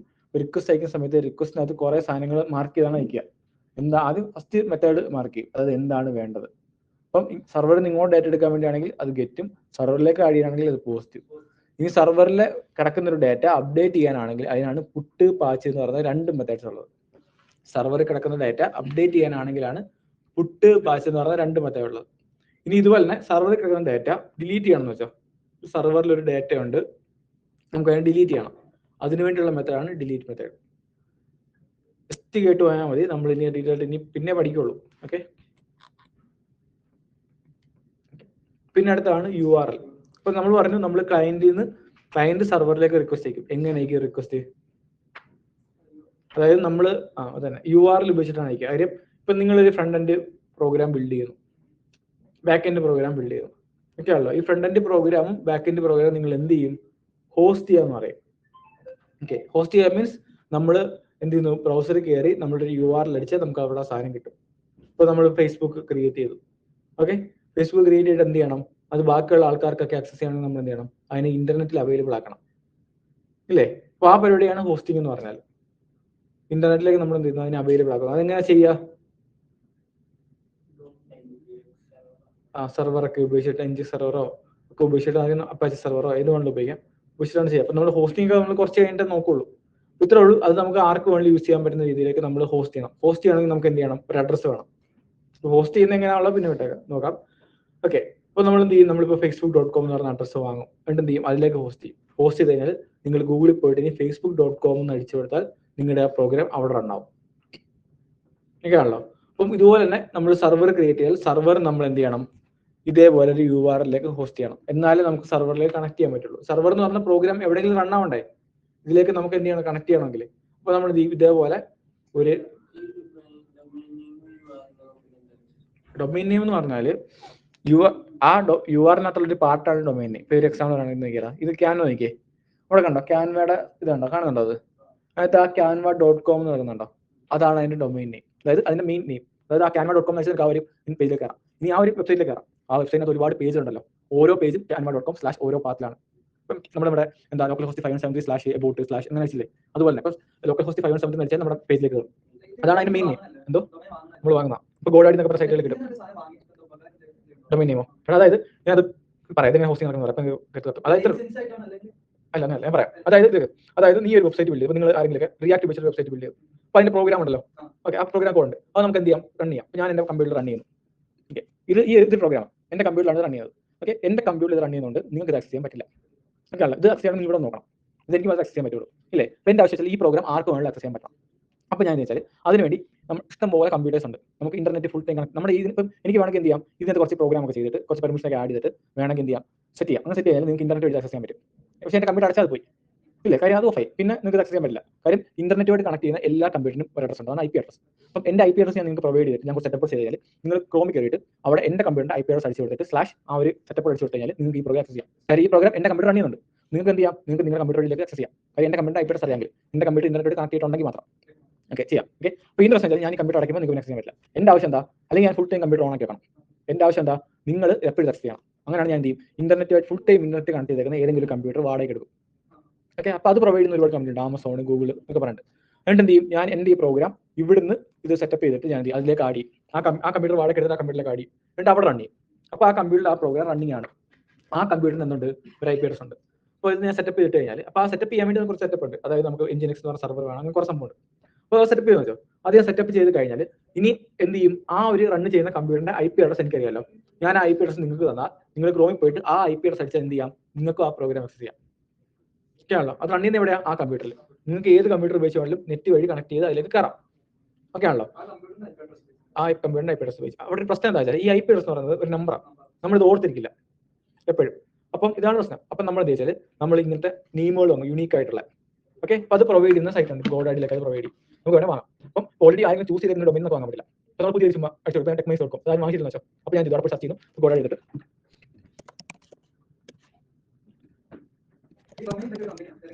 അല്ല, ഇത് യൂണിയനാണ്, കുറെ ആൾക്കാർ ചേർന്ന് ഉള്ള യൂണിയൻ, ഗവൺമെന്റ് ഒക്കെ ഓർഡർ ചെയ്തിട്ടുണ്ട്. ഇവിടെ ഉണ്ടോ, ഞാൻ ടെക്മൈസ്.com സെർച്ച് ചെയ്തു. അപ്പം ഓക്കെ, ഡൊമൈൻ ടേക്കൺ. ഓക്കെ, ആ ടെക്മൈസ്.com എന്ന് പറഞ്ഞ ഡൊമൈൻ എനിക്ക് വാങ്ങണമെങ്കിൽ ഞാൻ അവിടെ സംസാരിക്കണ്ടേ, അങ്ങനെ സംസാരിക്കണമെങ്കിൽ ബ്രോക്കർ ഫീസ് ആണ് 9,000. ഓൾറെഡി ഇത് ടേക്കൺ ആണ്, 6 എനിക്ക് ഇത് ഇനി വാങ്ങണമെങ്കിൽ എനിക്ക് അത് ഓൾറെഡി ആരാണോ വാങ്ങിച്ചത് അയാൾ സംസാരിക്കാം, അയാൾ സംസാരിക്കാൻ വേണ്ടിയുള്ള ബ്രോക്കർ ഫീസ് ആണ് ഇത്. ഇനി അതെനിക്ക് വാങ്ങിക്കണമെങ്കിൽ അയാൾ പറയും പൈസ, അയാൾ പറയുന്ന പൈസ കൊടുക്കണം. ഓക്കെ, അപ്പോൾ പറയുന്നത് അത് വേണം, അതിന് പകരം ടെക്മൈസ്.in ഉണ്ട്, അത് വേണമെങ്കിൽ നിങ്ങൾ വാങ്ങിച്ചോ, 1 രൂപ. അപ്പോൾ ഞാൻ കണ്ടിന്യൂട്ട് പോയി എനിക്ക് വാങ്ങിക്കാം. സബ് ടോട്ടൽ 1 രൂപ വാങ്ങിച്ചാൽ അതിന്റെ മണി 1 രൂപ കിട്ടത്തില്ല. നമ്മൾ അതിന് ഇപ്പോൾ ഇതിന്റെ പ്രൈസ് എന്ന് പറയുന്നത് ഇപ്പോൾ ടെക്മൈസ്.in 1 രൂപ, പിന്നെ ഇത് എല്ലാ മാസമായിരിക്കും. പിന്നെ അതിന്റെ പുറത്ത് സർവീസ് ചാർജ് അങ്ങനെ കുറേ എല്ലാം ആക്കുമ്പോഴത്തേക്കും 1390 ആയിരിക്കും. ഇവരാണ് അത് നമുക്ക് മെയിൻറ്റെയിൻ ചെയ്യണം എന്നൊക്കെ കൃത്യമായിട്ട് പറയും. 3 വർഷത്തേക്ക് നമുക്ക് വാങ്ങിക്കാം. 3 വർഷത്തേക്ക് വാങ്ങിച്ചാൽ 1 രൂപ കിട്ടുള്ളൂ. 1 വർഷത്തേക്കാണ് വാങ്ങുന്നതെങ്കിൽ റേറ്റ് മാറും. രജിസ്ട്രേഷൻ ചാർജ് എന്നൊക്കെ പറഞ്ഞിട്ട് പറയുന്നുണ്ട്. ഏത് 3 വർഷത്തേക്ക് വാങ്ങുക വെച്ചാൽ ന്യൂസ് നവംബർ 2027 ഫോർ അപ്പം ഇതെല്ലാം എനേബിൾ ചെയ്യുകയാണെങ്കിൽ നമുക്ക് ചെയ്യാം. അവസാനത്തെ ഫൈനൽ പ്രൈസ് 2596 രൂപയ്ക്ക് വാങ്ങാം. സ്വന്തമായിട്ടില്ല. അപ്പോൾ ഇതിങ്ങനെ വാങ്ങിച്ചു കഴിഞ്ഞാൽ എന്ത് ചെയ്യാം, എനിക്ക് 3 വർഷം ഓർഷിപ്പ് ഉണ്ട്. ഓക്കെ ആണല്ലോ, അപ്പോൾ ഞാൻ ഇത് വാങ്ങിച്ചു. ഇത് വാങ്ങിച്ചു ഒരു ടെക്മൈസ്.com എന്ന് പറഞ്ഞ പേര് വാങ്ങിച്ചു, ഡോട്ടിൻ ഞാൻ വാങ്ങിച്ചു. ഈ വാങ്ങിച്ചു കഴിഞ്ഞാൽ ഇനി അടുത്ത എന്താ, അപ്പോൾ ഓൾറെഡി ഞാൻ എന്ത് ചെയ്യുന്നുണ്ട്, എൻ്റെ ഈ പ്രോഗ്രാം ഒരു കമ്പ്യൂട്ടർ റൺ ചെയ്യുന്നുണ്ട്. ഓക്കെ, ആ കമ്പ്യൂട്ടർ IP അഡ്രസ് ഉണ്ട്. ഞാൻ ഇതിനകത്ത് ഓപ്ഷൻ നമ്മൾ വാങ്ങിച്ചു കഴിഞ്ഞാൽ നമുക്ക് ആ IP അഡ്രസും ഈ ഡൊമൈനും കണക്ട് ചെയ്യാം. ഇങ്ങനെ കണക്ട് ചെയ്ത് വെച്ച് കഴിഞ്ഞാൽ ഇനി നമ്മൾ ക്രോമിൽ പോയിട്ട് IP അഡ്രസ് അടിച്ചാലും കിട്ടും, ഡൊമൈൻ നെയിം അടിച്ചാലും ആ സൈറ്റ് കിട്ടും. ഡൊമൈൻ നെയിം അടിച്ച സമയത്ത് എന്ത് ചെയ്യും, ആ ഡൊമൈൻ നെയിമിന്റെ ആക്ച്വൽ IP അഡ്രസ് കണ്ടുപിടിച്ചിട്ട് അതിലേക്കാണ് റിക്വസ്റ്റ് ചെയ്യുക, DNS. ഓക്കെ ആണല്ലോ, ആ സംഭവിക്കാം. ഓക്കെ, അപ്പോൾ അതിനകത്ത് നമുക്ക് ഈ ഒരു IP അഡ്രസ് ഓർത്തിരിക്കാൻ പറ്റാത്തതുകൊണ്ടാണ് നമ്മൾ ഡൊമൈൻ വാങ്ങിക്കുന്നത്. ഓക്കെ, പിന്നെ ഡൊമൈൻ അതിപ്പം .com അതാണ് ഡൊമൈൻ. പിന്നെ അതിൽ ഓരോ പാത്ത് എല്ലാം കൂടെ ചേർത്താണ് നമ്മൾ URL എന്ന് പറയാം. എല്ലാം കൂടെ http://techmais.com അത് ഫസ്റ്റ് URL സ്ലാഷ് ഇനി നമ്മൾ അതിന്റെ എബോട്ട് പേരാണ് സ്ലാഷ് എബോട്ട്. ആ ഫുൾ അഡ്രസ്സിനാണ് നമ്മൾ URL എന്ന് പറയാം. ആ സൈറ്റിലേക്ക് കയറാൻ പറ്റില്ല. പിന്നെ എൻ്റെ നെയിം മാത്രമാണ് ഈ ഡൊമൈൻ നെയിം, techmais.com അതാണ് ഡൊമൈൻ നെയിം. മനസ്സിലായോ? അപ്പോൾ ഡൊമൈൻ നെയിം പ്ലസ് പാത്ത് ആണ് URL. ഓക്കെ ആണല്ലോ.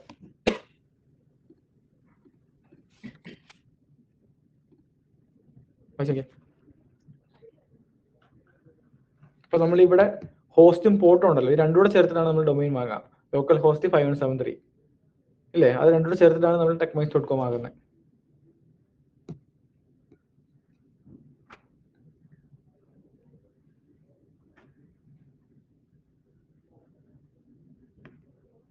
ചോദിച്ചേ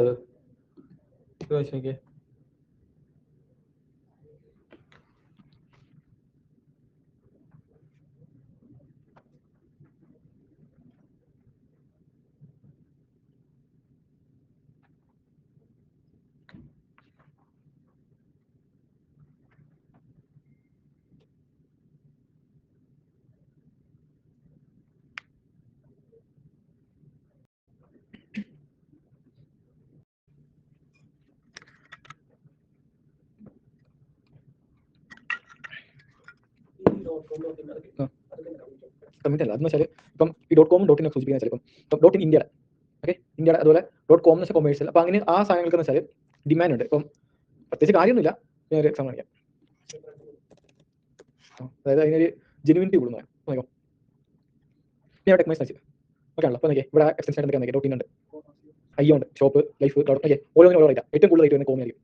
പെട്ടെന്ന് ആൾക്കാർ അഡാപ്റ്റ് ആവുന്ന ഇപ്പോൾ ടെക്മൈസ് ആണ് കോമി കഴിക്കണം ഓക്കെ ആണല്ലോ. അപ്പം .in എന്ന് വെച്ചാൽ നമ്മൾ പെട്ടെന്ന് വെച്ചാൽ ഇന്ത്യ ഡൊമൈനാണ് ഓക്കെ ആണല്ലോ. .in അതുപോലെ .ua ഉണ്ട്, അങ്ങനെ ഒരുപാട് ഡൊമൈൻസ് ഉണ്ട്. ഇപ്പം എന്താ .uk ഉണ്ട്. അത് ആ ഒരു സാധനം നോക്കി കഴിഞ്ഞാൽ ഇവിടുത്തെ URL-ആണ് ഏത് രാജ്യത്താണ് എന്നുള്ളത് അറിയാൻ വേണ്ടി. അതുപോലെ ഇതിപ്പം ഇന്ത്യ ഉണ്ട്, അതുപോലെ അതുപോലെ തന്നെ കോ ഉണ്ട്, എക്സൈസ് ഉണ്ട്, ഐ ഉണ്ട്. പ്രത്യേകിച്ച് കാര്യമില്ല, വീഡിയോ ഒരു വ്യത്യാസമില്ല, എല്ലാം സെയിം തന്നെ. എന്നുള്ള കാര്യത്തിൽ ഈ .com കാണുമ്പോൾ ഓക്കെ നമ്മൾ .com എടുക്കണം, ഒരാൾ എടുക്കണം, അയാൾ ജില്ലായിരിക്കും.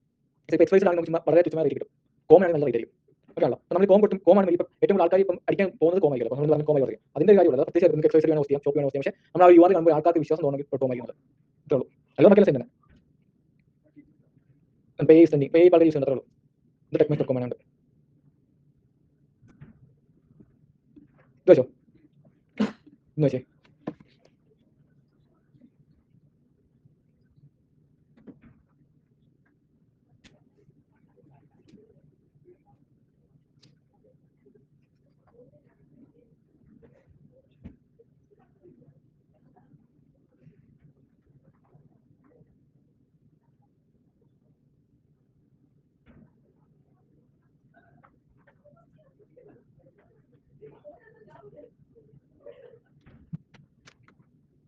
അയ്യോ ഓക്കെ, നമ്മൾ ജസ്റ്റ് ഇപ്പം ഈ ബാക്ക് എൻ്റെ കോഡിൻ്റെ കാര്യങ്ങളൊക്കെ പറഞ്ഞു ഓക്കെ. നമ്മൾ പറയാം. അതിന് പോയിട്ട് ഇവിടെ എന്താ പറഞ്ഞിരിക്കുന്നത്? സിംഗിൾ സാഫ്റ്റ് എന്താ പറഞ്ഞിരിക്കുന്നത്? ആ എന്ന് വെച്ചാൽ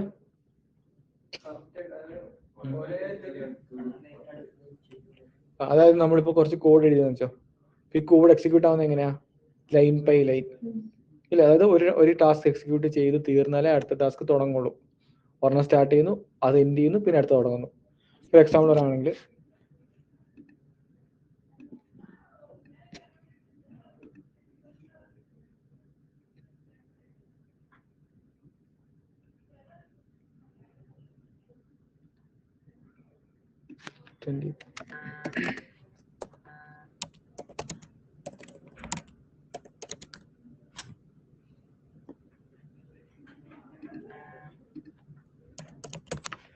ഓക്കെ. ഇവിടെ ഞാൻ ഇവിടെ ഉണ്ട് കൺസോൾ .log ആപ്പിൾ.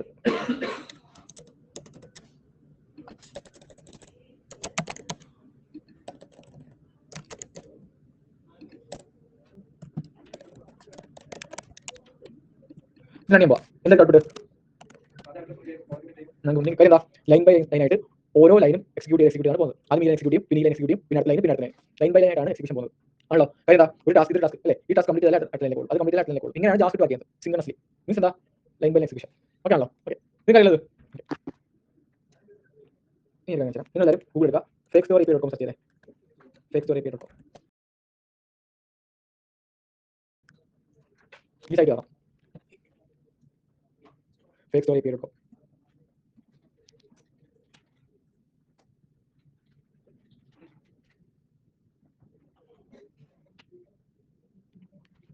ആണോ? ഇതെന്താ വെച്ചാൽ നമുക്ക് തൽക്കാലം ബാക്ക് ഇല്ലല്ലോ, നമുക്ക് വേണ്ടി ഒരു ഫേക്ക് ബാക്ക് പ്രൊവൈഡ് ചെയ്യുന്ന സൈറ്റാണ്. അതായത് നമ്മൾ എങ്ങനെയാണോ ബാക്കിൻ്റെ റിക്വസ്റ്റ് ചെയ്യുക, അതൊക്കെ നമുക്ക് സിമുലേറ്റ് ചെയ്യാൻ പറ്റും. ഓക്കെ, ഇവിടെ നോക്കുകയാണെങ്കിൽ ഇവിടെ കണ്ടോ കുറേ അഡ്രസ് ഉണ്ട്. ഇവിടെ താഴെ ഒരു റിസോഴ്സ് പറഞ്ഞ ഓപ്ഷൻ കാണാം. ഇവിടെ പ്രൊഡക്ട്സ് എന്ന് പറഞ്ഞ ഒരു സാധനം ഉണ്ടോ? ഓക്കെ, പ്രൊഡക്ട്സ് ഒരു ഓപ്ഷൻ ഉണ്ട്, പ്രൊഡക്ട്സ് ആണ്. ക്ലിക്ക് ചെയ്തേ. ക്ലിക്ക് ചെയ്യണോ? ഈസി ആയിട്ടില്ല. അതിന് ഞാൻ എക്സ്റ്റൻഷൻ ആയിട്ടുണ്ട്. നിങ്ങൾക്ക് വേണമെങ്കിൽ എക്സ്റ്റൻഷൻ ചെയ്യാം. ജേസൺ വ്യൂവർ എന്ന് പറഞ്ഞ എക്സ്റ്റൻഷൻ സെർച്ച് ചെയ്യാം. ജേസൺ വ്യൂവർ എന്തോ അതായത് മതി. ഇതാണോ? അപ്പോൾ ഇങ്ങനെ നോക്കുക. ഓക്കെ, അപ്പോൾ മതി. അപ്പോൾ ഇവിടെ നോക്കിയേ, ഇവിടെ നമ്മൾ ടൈപ്പ് ചെയ്യുന്ന ഒരു URL. നമ്മൾ സാധാരണ URL നമുക്ക് എന്താ റെസ്പോൺസ് വരിക? ഇപ്പോൾ ക്രോമിൽ കയറിയ URL എന്താ വരിക? ഒരു വെബ്സൈറ്റ് അല്ലേ, നമ്മൾ URL ഒരു വെബ്സൈറ്റ് വരിക. പക്ഷേ ഇത് ആക്ച്വലി ഒരു ബാക്ക് എൻഡിന്റെ അഡ്രസ് ആണ്. ഇത് വെബ്സൈറ്റിന്റെ സെർവർ അല്ല, ഇത് ബാക്ക് എൻഡ് സെർവറാണ്. നമ്മളിലേക്ക് ഇതുപോലെ URL ടൈപ്പ് ചെയ്താൽ നമുക്ക് റെസ്പോൺസ് ആയിട്ട് ഡേറ്റ ആണ് വരിക. അല്ല, എല്ലാം സെയിം വരാം. ഇപ്പം സംബന്ധിച്ചത് ഈ ഒരു ഫേക്ക് സ്റ്റോറി API എന്ന് പറയുന്ന ഈ സൈറ്റിന്റെ ആൾക്കാർ എന്ത് ചെയ്തിട്ടുണ്ട്? ഒരു സെർവർ ക്രിയേറ്റ് ഉണ്ട്. ഓക്കെ, അപ്പോൾ അതിലേക്ക് ഫേക്ക് സ്റ്റോറി API.com/products എന്ന് പറഞ്ഞ അഡ്രസ്സിലേക്ക് നമ്മൾ ബ്രൗസർ ഉപയോഗിച്ച് റിക്വസ്റ്റ് ചെയ്താൽ റെസ്പോൺസ് ആയിട്ട് നമുക്ക് എന്ത് കിട്ടും? നമുക്ക് കുറച്ച് ഡേറ്റ കിട്ടും. ഏത് ഫോർമാറ്റ് കിട്ടും? ഓക്കെ, ഏത് ഫോർമാറ്റ്? എന്താ കോഡ് നോക്കി എന്താ അറേ ഒബ്ജക്റ്റ് പോലത്തെ ഫോർമാറ്റ് അല്ലേ? അപ്പോൾ നമ്മൾ ഇതിലേക്ക് റിക്വസ്റ്റ് ചെയ്തു ബ്രൗസർ ഉപയോഗിച്ചിട്ട് fake story API.com/products എന്ന അഡ്രസ്സിലേക്ക് റിക്വസ്റ്റ് ചെയ്താൽ റെസ്പോൺസ് ആയിട്ട് നമുക്ക് എന്ത് കിട്ടും? കുറച്ച് ഡേറ്റ, അറേ ഒബ്ജക്റ്റ് ഫോർമാറ്റ് കുറച്ച് ഡേറ്റ കിട്ടും. ഓക്കെ ആണല്ലോ, ഈ ഡേറ്റ ആണ് വരുന്നത്. നമ്മൾ ചെയ്യാൻ വേണ്ടി നമുക്ക് ഇതാണ് ഒരു ബാക്കിന്റെ രീതി. ബാക്കിൽ നമ്മൾ റിക്വസ്റ്റ് ചെയ്ത റെസ്പോൺസ് ആയിട്ട് ഡേറ്റ ആണ് വരിക. അപ്പോൾ നമ്മൾ ചെയ്യാൻ വേണ്ടിയിട്ടുള്ളൂ ഈ വരുന്ന ഡേറ്റ നമ്മൾ എന്ത് ചെയ്യും, നമ്മൾ ഇത് ചെയ്ത് കറക്റ്റ് സ്റ്റോർ ചെയ്തിട്ട് ആർക്കാത്ത ഡേറ്റ കാണിക്കുന്നത് ഇങ്ങനെയല്ല. നമ്മൾ പകരം ഈ ബാക്കിലേക്ക് നമ്മുടെ പ്രോഗ്രാം വഴി റിക്വസ്റ്റ് ചെയ്ത് ഈ കിട്ടുന്ന ഡേറ്റ നമ്മൾ എന്ത് ചെയ്യുന്നു, നമ്മൾ ഫ്രണ്ടിൽ യു ഐ കാണിക്കാൻ പോകും.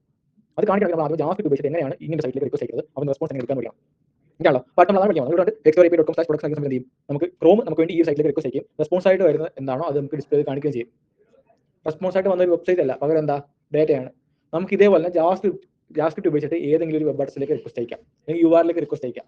നമ്മൾ ആദ്യം പഠിക്കാൻ പോകുന്നത് എങ്ങനെയാണ് ജാവാസ്ക്രിപ്റ്റ് ഉപയോഗിച്ചിട്ട് ഒരു URL റിക്വസ്റ്റ് അയക്കുക, ആ റെസ്പോൺസ് എങ്ങനെ എടുക്കുക എന്നുള്ളതാണ്. ഓക്കെ ആണല്ലോ. അപ്പോൾ ഞാൻ ഈ പറഞ്ഞ വന്ന കാര്യങ്ങളെല്ലാം ഇവിടെ കണക്ട് ആവുന്നുണ്ട്, നോക്കണം. ഓക്കെ, നമ്മൾ ചെയ്യാമെന്ന് വെച്ചാൽ നമ്മൾ ഇനി ആ റിക്വസ്റ്റ് എങ്ങനെ ജാവാസ്ക്രിപ്റ്റ് വഴി അയക്കും നോക്കാം. ഓക്കെ, അപ്പോൾ അങ്ങനെ അയക്കാൻ വേണ്ടി നമ്മൾ ഉപയോഗിക്കുന്ന ഒരു ഫംഗ്ഷൻ ആണ് ഫെച്ച്. ഓക്കെ ആണല്ലോ. അപ്പോൾ console.log പോലെ ഇൻബിൽട്ട് ആയിട്ടുള്ള മറ്റൊരു ഫംഗ്ഷൻ ആണ് ഈ ഫെച്ച് എന്ന് പറഞ്ഞ ഫംഗ്ഷൻ.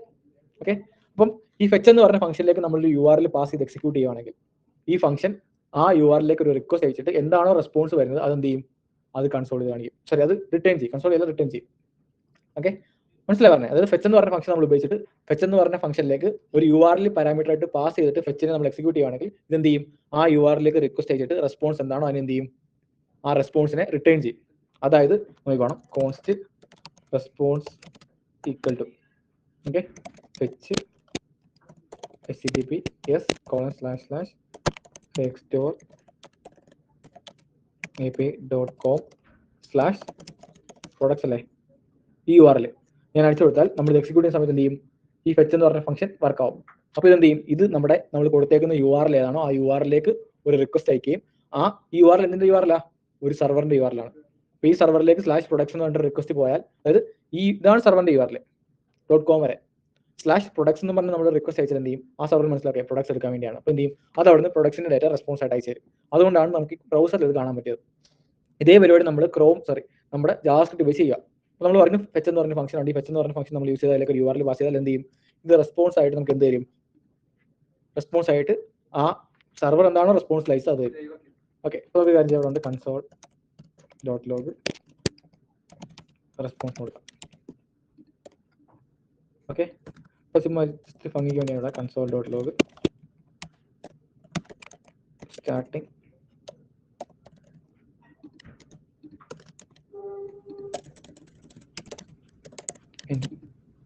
ഇത്രയും കൊടുത്തു. അപ്പൊ എന്തായിരിക്കും വരിക, ആദ്യം എന്തൂറിന്റെ ആവും, പിന്നെന്തൂറിന്റെ ആവും, ഫെച്ച് ചെയ്ത ഡേറ്റ അല്ലേ, പിന്നെന്തൂറിന്റെ ആവും. ഓക്കെ, റൺ ചെയ്യാം. എന്താവുന്ന നോക്കിയേ, അത് സ്റ്റാർട്ടിങ് പ്രിന്റ് ആയി. പിന്നെന്താ പ്രിന്റ് ആയേ, എന്തോ പ്രോമിസ് പെൻഡിങ് എന്തോ ഒരു സാധനം ഇല്ലേ, പിന്നെ എൻഡിങ്. ഓക്കെ ആണല്ലോ.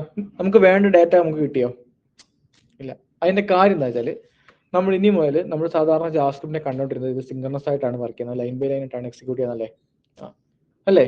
ഒരു ലൈൻ എക്സിക്യൂട്ട് ചെയ്യും, പിന്നെ അടുത്ത ലൈൻ എക്സിക്യൂട്ട് ചെയ്യും, പിന്നെ അടുത്ത അങ്ങനെയല്ലേ പോകുന്നത്. അതായത് ഒരു ലൈൻ കംപ്ലീറ്റ് ആയാലേ അടുത്ത ലൈനിലേക്ക് പോകുള്ളൂ, അത് കംപ്ലീറ്റ് ആയാലേ അതിന്റെ അടുത്ത ലൈനിലേക്ക് പോകുള്ളൂ, അത് കംപ്ലീറ്റ് ആയാലേ അതിന്റെ അടുത്ത ലൈനിലേക്ക് പോകുള്ളൂ. ഇങ്ങനെയാണ് ജാവാസ്ക്രിപ്റ്റ് വർക്ക് ചെയ്യുന്നത് അല്ലേ.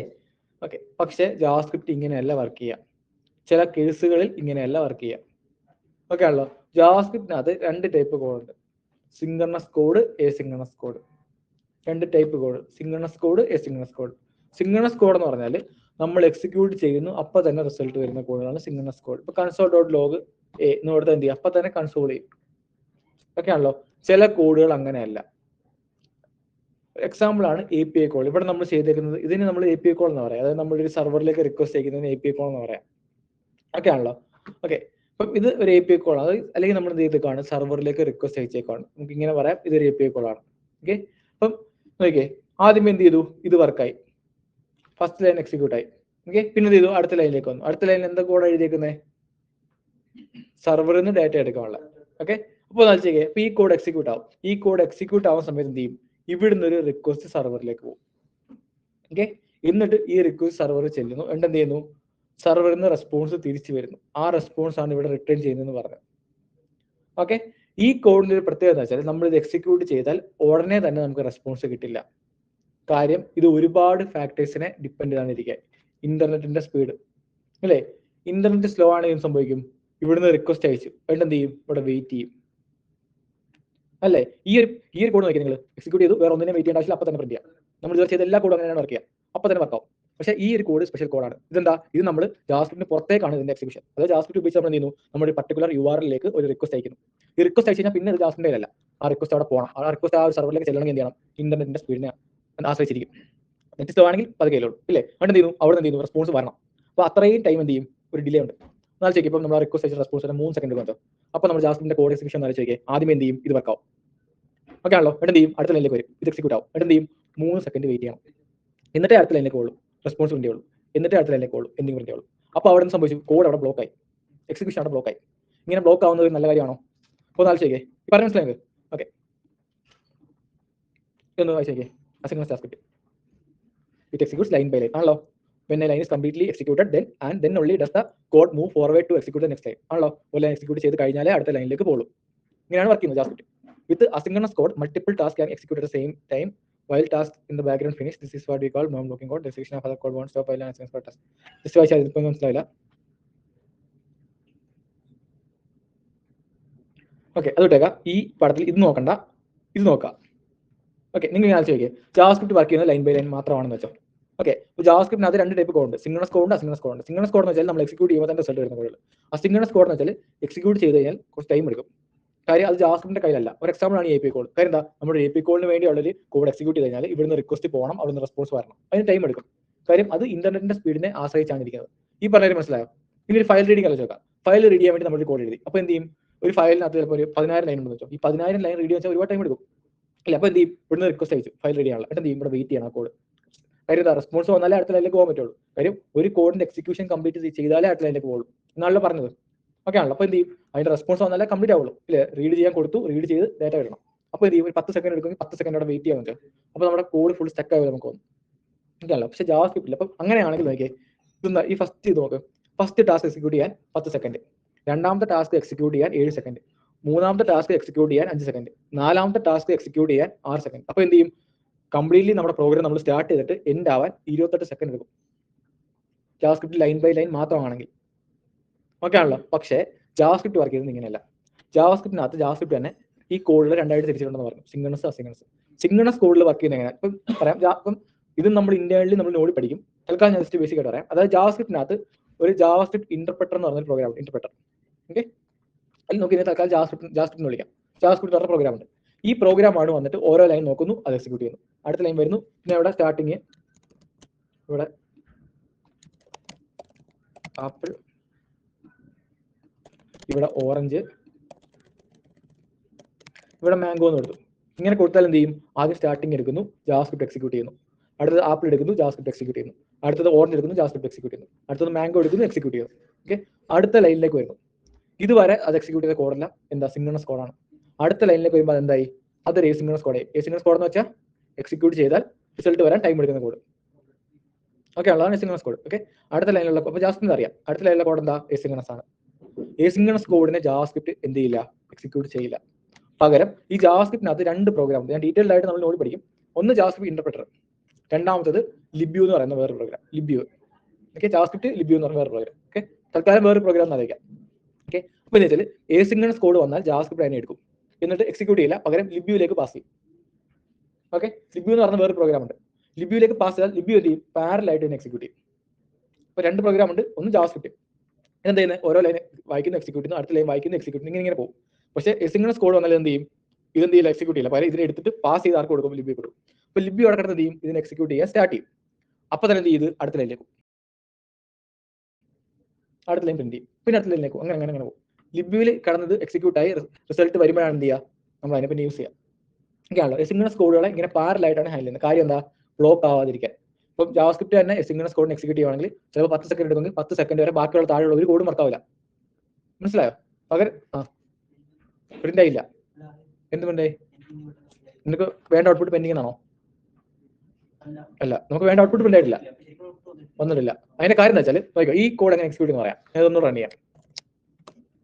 ഓക്കെ, ഇപ്പോൾ നോക്കിക്കോണേ, ഒന്നുകൂടെ നോക്കണേ, ഇവിടെ ശ്രദ്ധിച്ച് നോക്കണേ. ഞാൻ റൺ ചെയ്യുന്നു, റൺ ചെയ്തിട്ട് അപ്പം തന്നെ എക്സിറ്റ് ആവുന്നത് നോക്കിക്കോണേ.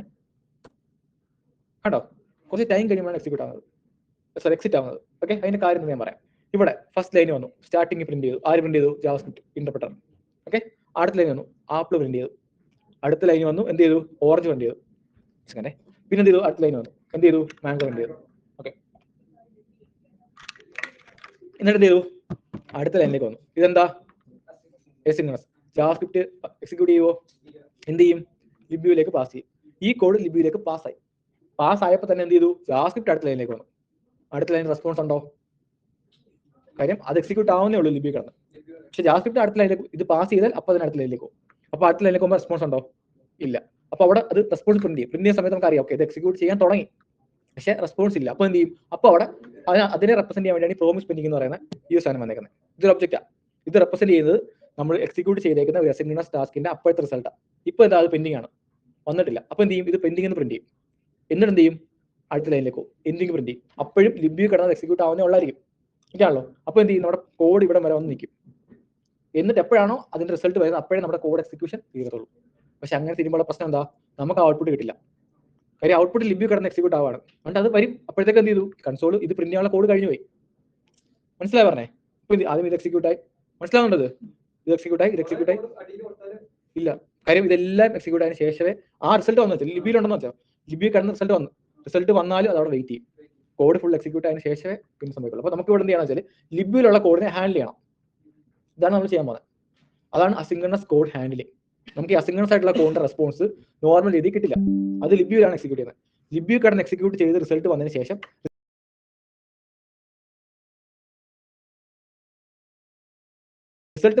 നമുക്ക് എന്ത് ചെയ്യണം? അത് വർക്ക് ചെയ്യണം. മനസ്സിലായി? ഇപ്പൊ എന്റെ ആവശ്യം എന്താ? എന്റെ ആവശ്യം ആ റിസൾട്ടിനെ എനിക്ക് പ്രിന്റ് ചെയ്ത് കാണിക്കണം, ഇല്ലേ? വന്ന റിസൾട്ടിനെ എപ്പം? റിസൾട്ട് വന്നതിന് ശേഷം. റിസൾട്ട് വന്നതിന് ശേഷമാണ് ആ പ്രിന്റ് വർക്ക് ആവേണ്ടതെങ്കിൽ ഞാൻ അതിനെ ആ രീതിയിൽ എഴുതണം. നോർമൽ രീതിയിൽ എഴുതിയാൽ ഇതാണ് സംഭവിക്കുക. ഇത് മനസ്സിലായി നിങ്ങൾക്ക്? കാര്യം എസിൻക്രണസ് കോഡുകളല്ല. ഇപ്പൊ വെച്ചേക്കെ, ഇപ്പൊ ഇതൊരു എസിൻക്രണസ് കോഡ്, ഇവിടെ വേറെ ഒരു എസിൻക്രണസ് കോഡ് എന്ന് വെച്ചാൽ ഇപ്പൊ എന്ത് ചെയ്യും? ആദ്യം ഇത് വരും, ഇത് പ്രിന്റ് ചെയ്യും, ഇത് പ്രിന്റ് ചെയ്യും, ഇത് ഈ ലൈനിലേക്ക് വരും, എക്സിക്യൂട്ട് ചെയ്യും, ഇത് എക്സിക്യൂട്ട് ചെയ്യും. എന്നിട്ട് എന്ത് ചെയ്യും? ഈ ലൈനിലേക്ക് വരും, ഇതെന്താ? എസിൻക്രണസ് ലിബ്യൂലേക്ക് ഇടും. അടുത്ത ലൈനിലേക്ക് വരും, ഇതെന്താ? എസിൻക്രണസ് ലിബ്യൂലേക്ക് ഇടും. രണ്ടും പാരലായിട്ട് ലിബ്യൂ കിടന്ന് വർക്കാവും. ലിബ്യൂവിന്റെ ഗുണം അതാണ്. അതായത് ഒന്ന് എക്സിക്യൂട്ട് ചെയ്തതിന് ശേഷം അടുത്തേക്ക് വരാം. ലിബ്യൂയിലേക്ക് നമുക്ക് എത്ര വേണ്ടി ഇടാം, എല്ലാം പാരലായിട്ട് വർക്ക് ചെയ്യും. മനസ്സിലായോ?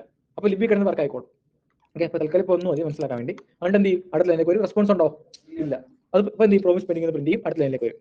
നമ്മുടെ ആവശ്യം എസിൻക്രണസ് കോഡുകൾ നമ്മൾ എന്ത് ചെയ്യുക? ഹാൻഡിൽ ചെയ്യാനുള്ള. ഇത് മനസ്സിലായി? ഈ വർക്കിംഗ് ഇങ്ങനെയാണ് ജാവാസ്ക്രിപ്റ്റിന്റെ ഇന്റേണലി വർക്ക് ചെയ്യുക എസിൻക്രണസ് കോഡുകളിൽ. ഓക്കെ, അപ്പോൾ ഒരു കോഡ് എസിൻക്രണസ് ആണെന്ന് എങ്ങനെ അറിയാം? നമ്മുടെ റിസൾട്ട് നോക്കുക, അത് പെൻഡിംഗ് ആണ്, എസിൻക്രണസ് ആണ്. ഓക്കെ, പിന്നെ നമ്മൾ അതിനെ ഹാൻഡിൽ ചെയ്യും. ഓക്കെ, അപ്പോൾ നമ്മുടെ ആവശ്യം ഇവിടെ റെസ്പോൺസ് പ്രിന്റ് ആവണം. റെസ്പോൺസ് പ്രിന്റ് ആവണമെങ്കിൽ റെസ്പോൺസ് വന്നതിന് ശേഷം ഈ കോഡ് വർക്ക് ചെയ്യണം, ഇല്ലേ? അപ്പം ഒരു എസിൻക്രണസ് കോഡിനെ ഹാൻഡിൽ ചെയ്യാൻ വേണ്ടി നമുക്ക് രണ്ട് മെത്തേഡ് ഉണ്ട്. ഒന്നാണ് പ്രോമിസ് മെത്തേഡ്, ഓക്കെ. രണ്ടാമതാണ് അസിങ്ക് അവൈറ്റ്. ഈ അസിങ്ക് അവൈറ്റ് എന്ന് പറയുന്നതാണ് ഏറ്റവും ലേറ്റസ്റ്റ് മെത്തേഡ്. പക്ഷേ പല സൈറ്റുകളിൽ നിങ്ങൾ എക്സാമ്പിൾ നോക്കുമ്പോൾ അവിടെ പ്രോമിസ് മെത്തേഡും കാണിക്കാം. അതുകൊണ്ട് നമ്മൾ രണ്ടും പഠിക്കുന്നുണ്ട്. ഓക്കെ ആണല്ലോ. നമ്മൾ ആദ്യം പഠിക്കാൻ പോകുന്നതാണ് പ്രോമിസ് മെത്തേഡ്. എളുപ്പമാണ് ഇത്, ആക്ച്വലി എളുപ്പമാണ്, സിമ്പിൾ ആണ്. ഓക്കെ, അപ്പോൾ നമ്മൾ പ്രോമിസ് മെത്തേഡ് ഉപയോഗിച്ചിട്ട് എങ്ങനെ ഹാൻഡിൽ ചെയ്യാൻ നോക്കാം. ഓക്കെ ആണല്ലോ. അപ്പോൾ നമുക്കറിയാം നോർമലി ഫെച്ച് എങ്ങനെ വർക്ക് ചെയ്യുക? എപ്പോഴാണോ നമ്മൾ റിക്വസ്റ്റ് അയക്കുന്നു, ഇല്ലേ? എപ്പോഴാണോ റെസ്പോൺസ് വരുന്നത് അപ്പോൾ റെസ്പോൺസ് റിട്ടേൺ ചെയ്യുന്നു. ഇങ്ങനെയാണ് ഫെച്ച് വർക്ക് ചെയ്യുക, ആണല്ലോ. പക്ഷേ ഈ കേസിൽ റെസ്പോൺസ് എന്ത് ചെയ്യില്ല, കിട്ടില്ല. കാര്യം ഇത് വർക്കാവുന്ന എവിടെയാ? ലിബ്യൂലാണ്. അതുകൊണ്ട് നമ്മൾ അടുത്ത ഇപ്പം എന്ത് ചെയ്യും? നമ്മുടെ ജാവാസ്ക്രിപ്റ്റ് ഇത് എക്സിക്യൂട്ട് ചെയ്തതിനു ശേഷം അടുത്ത ലൈനിലേക്ക് പോകും. അടുത്ത ലൈനിലേക്ക് പോകുമ്പോൾ എന്ത് ചെയ്യില്ല, അവിടെ റെസ്പോൺസ് ഇല്ല. നമ്മുടെ ആവശ്യം എന്താ? റെസ്പോൺസ് വന്നതിന് ശേഷം ഇത് വർക്ക് ചെയ്യണം. അങ്ങനെയാണെങ്കിൽ എളുപ്പമാണ്, ഇത്രേ ഉള്ളൂ. അസിൻക്രണസ് കോഡിലേക്ക് വരിക. നമ്മൾ അതിനെ നോർമൽ ഇത് എഴുതരുത്, പകരം കോഡ് എഴുതുക. എന്നിട്ട് ആ കോഡിന് ശേഷം ഒരു ഡോട്ട് ദെന്ന് കൊടുക്കുക. ഇതൊരു ഫംഗ്ഷനാണ്, ഓക്കെ ആണല്ലോ. ഇത് കൊടുത്തു. എന്നിട്ട് ഈ ദെന്നിലേക്ക് എന്ത് ചെയ്യുക? നമ്മളൊരു ഫംഗ്ഷനെ പാസ് ചെയ്യാം. അതായത് അസിൻക്രണസ് കോഡ് ഡോട്ട് ദെന്ന് കൊടുക്കുക. എന്നിട്ട് ദെന്നിലേക്ക് എന്ത് ചെയ്യുക? നമ്മളൊരു ഫംഗ്ഷനെ പാസ് ചെയ്യുക, ഒരു കോൾ ബൈ ഫംഗ്ഷനെ. ഓക്കെ, അപ്പോൾ ഇത് എന്ത് സംഭവിക്കുക വെച്ചാൽ ഇത് വർക്കാവും, ഇത് വർക്കാവും, ഇത് വർക്കാവും, ഇത് വർക്കാവും. ഇത് എവിടെ പോവും? ലിബ്യൂവിൽ പോവും. ഇത് വർക്കാവും. എന്നിട്ട് എപ്പോഴാണ് LIBUV ലിബ്യൂ, ഓക്കെ ഉണ്ട്. ഓക്കെ, എന്ത് ചെയ്തു? ഈ എൻഡിംഗ് എന്നും പ്രിന്റ് ചെയ്തു, എന്നിട്ട് എൻഡിംഗ് എന്നും പ്രിന്റ് ചെയ്തു. എന്നിട്ട് എപ്പോഴാണോ റിസൾട്ട് വരുന്നത് അപ്പം എന്ത് സംഭവിക്കുക വെച്ചാൽ ഈ ദെന്നില്ലേ, ഈ ദെന്ന് നമ്മൾ ദെന്നിലേക്ക് പാസ് ചെയ്തേക്കുന്ന ഫംഗ്ഷനെ റിസൾട്ട് ഇട്ട് കോൾ ചെയ്യും. അതായത് ഡോട്ട് ദെന്ന് ഈ ഫംഗ്ഷനകത്ത് ഞാൻ റെസ് എന്ന് കൊടുത്തു. എന്നിട്ട് ഇവിടെ കൊണ്ട് ഞാൻ കൺസോൾ ഡോട്ട് ലോഗ് റെസ് എന്ന് കൊടുത്താൽ ഇപ്പൊ സംഭവിക്കാൻ നോക്കണേ. നമുക്ക് ആദ്യമേ എന്ത് കിട്ടി? സ്റ്റാർട്ടിങ്. കാര്യം ഫസ്റ്റ് ഈ ലൈന് വന്നു, സ്റ്റാർട്ടിങ് പ്രിന്റ് ആയി. പിന്നെന്ത് കിട്ടി? ആപ്പിള്. പിന്നെന്ത് കിട്ടി? മാംഗോ. എന്നിട്ട് ഈ ഫുൾ കോഡ് എങ്ങോട്ട് പോയി? ലിബ്യൂയിലേക്ക് പോയി. എന്നിട്ട് എന്ത് ചെയ്തു? അപ്പം അതിന് ലിബ്യൂയിലേക്ക് പാസ് ചെയ്തു. ജാവാസ്ക്രിപ്റ്റ് എവിടെ വന്നു? അടുത്ത ലൈനിലേക്ക് വന്നു. എൻഡിങ്ങും പ്രിന്റ് ആയി, ആയല്ലോ. എന്നിട്ട് എന്ത് ചെയ്തു? ആ എൻഡിങ് പ്രിന്റ് ആയിട്ട് അവിടെ വെയിറ്റ് ചെയ്യാം. കാര്യം എന്ത് ചെയ്യുന്നുണ്ട്? ലിബ്യൂ കിടന്ന് കോഡ് എക്സിക്യൂട്ട് ആവുന്നുണ്ട്. ഒക്കെയാണല്ലോ. എന്നിട്ട് ലിബ്യൂ കിടന്ന് കോഡ് എക്സിക്യൂട്ട് ആയി റിസൾട്ട് വരുന്ന സമയത്ത് ദെൻ എന്ത് ചെയ്യും? ദെന്നിലേക്ക് നമ്മൾ പാസ് ചെയ്തേക്കുന്ന ഫംഗ്ഷനെ റിസൾട്ട് ഇട്ട് കോൾ ചെയ്യും. മനസ്സിലായോ? അതുകൊണ്ട് എന്ത് ചെയ്യും? ആ റിസൾട്ട് വന്നതിന് ശേഷം ഈ ഫംഗ്ഷൻ കോൾ ആവും. ഈ ഫംഗ്ഷൻ കോൾ ആവുന്ന സമയത്ത് റെസ്റ്റിനകത്ത് എന്തുണ്ട്? ആ റിസൾട്ട് ഉണ്ട്. മനസ്സിലായി? അപ്പൊ എന്ത് ചെയ്യും? നമ്മൾ അവിടെ കൺസോൾ ചെയ്യാനുള്ള കോഡ് എഴുതിയേക്കുന്നത്. അപ്പൊ എന്ത് ചെയ്യും? റിസൾട്ട് വന്നതിന് ശേഷം ഇത് കൺസോൾ ആവും. നമുക്ക് കിട്ടിയ റിസൾട്ട് കറക്റ്റ് അല്ല, കാര്യം നമ്മളെ ക്രോമിൽ നമുക്ക് ആ ഡേറ്റ കിട്ടിയ റിസൾട്ട് ആയിട്ട്, അല്ലേ? പക്ഷെ ഇവിടെ നോക്കിയപ്പോൾ ഡേറ്റ ആണോ കിട്ടിയത്? വേറെ എന്തൊക്കെ കിട്ടി? അതിന്റെ കാര്യത്തിൽ എപ്പോഴും നമ്മൾ സർവറിലേക്ക് റിക്വസ്റ്റ് ചെയ്യുമ്പോൾ അവിടുന്ന് ഡേറ്റ വരുന്നത് ഒരു ഫോർമാറ്റില്ല. നമുക്കറിയാം, ക്രോമിനറിയാം, ഓക്കെ നമുക്ക് കാണേണ്ട ഡേറ്റയാണ്. അപ്പൊ എന്ത് ചെയ്യും? ആ വന്ന റിസൾട്ടിനകത്ത് ഡേറ്റ മാത്രം എടുത്ത് കാണിച്ചേക്കാം. ഓക്കെ, നമ്മൾ റിക്വസ്റ്റ് ചെയ്യുമ്പോൾ അവിടുന്ന് സർവറിൽ നിന്ന് റെസ്പോൺസ് വരുമല്ലോ. ഈ റെസ്പോൺസിനകത്ത് ഒരുപാട് കാര്യങ്ങളുണ്ട്. എവിടുന്നാണ് അയച്ചത്, സർവറിന്റെ പേര്, കാര്യങ്ങളൊക്കെ ഉണ്ട്. കൂടാതെ അതിന്റെ കൂടെ ഡേറ്റ ഉണ്ട്.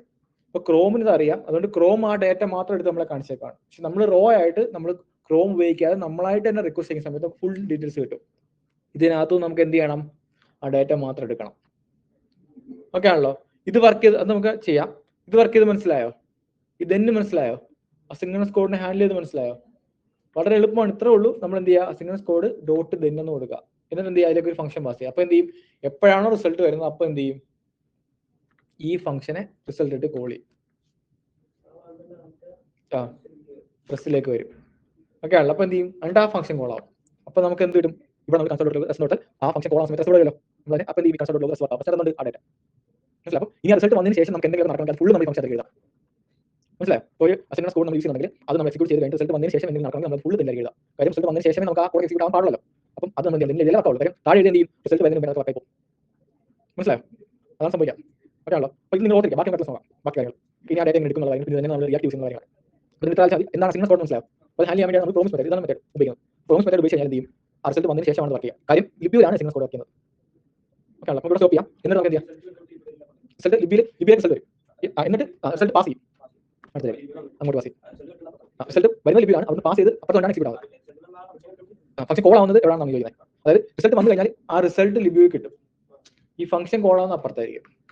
ആ ലിബ്യൂ ആ റിസൾട്ട് അങ്ങോട്ട് പാസ് ചെയ്യും, ഈ ഫംഗ്ഷനിലേക്ക് പാസ് ചെയ്യും. ഈ ഫംഗ്ഷൻ എക്സിക്യൂട്ട് ആവുന്ന അപ്പുറത്തായിരിക്കും. ഇത് എങ്ങനെ വർക്ക് ചെയ്യുന്നുള്ളത് നമ്മൾ നോടി പഠിക്കുന്നുണ്ട്. അവിടെ ഞാൻ ആ ഒരു സാധനം കാണിച്ചു തരാം. ഓക്കെയാണല്ലോ. ആ എങ്ങനെയാണ് പാസ് ആവുന്നതൊക്കെ ജസ്റ്റ് ചെയ്യാൻ വേണമെങ്കിൽ ജസ്റ്റ് ഒന്ന് ഓക്കെ.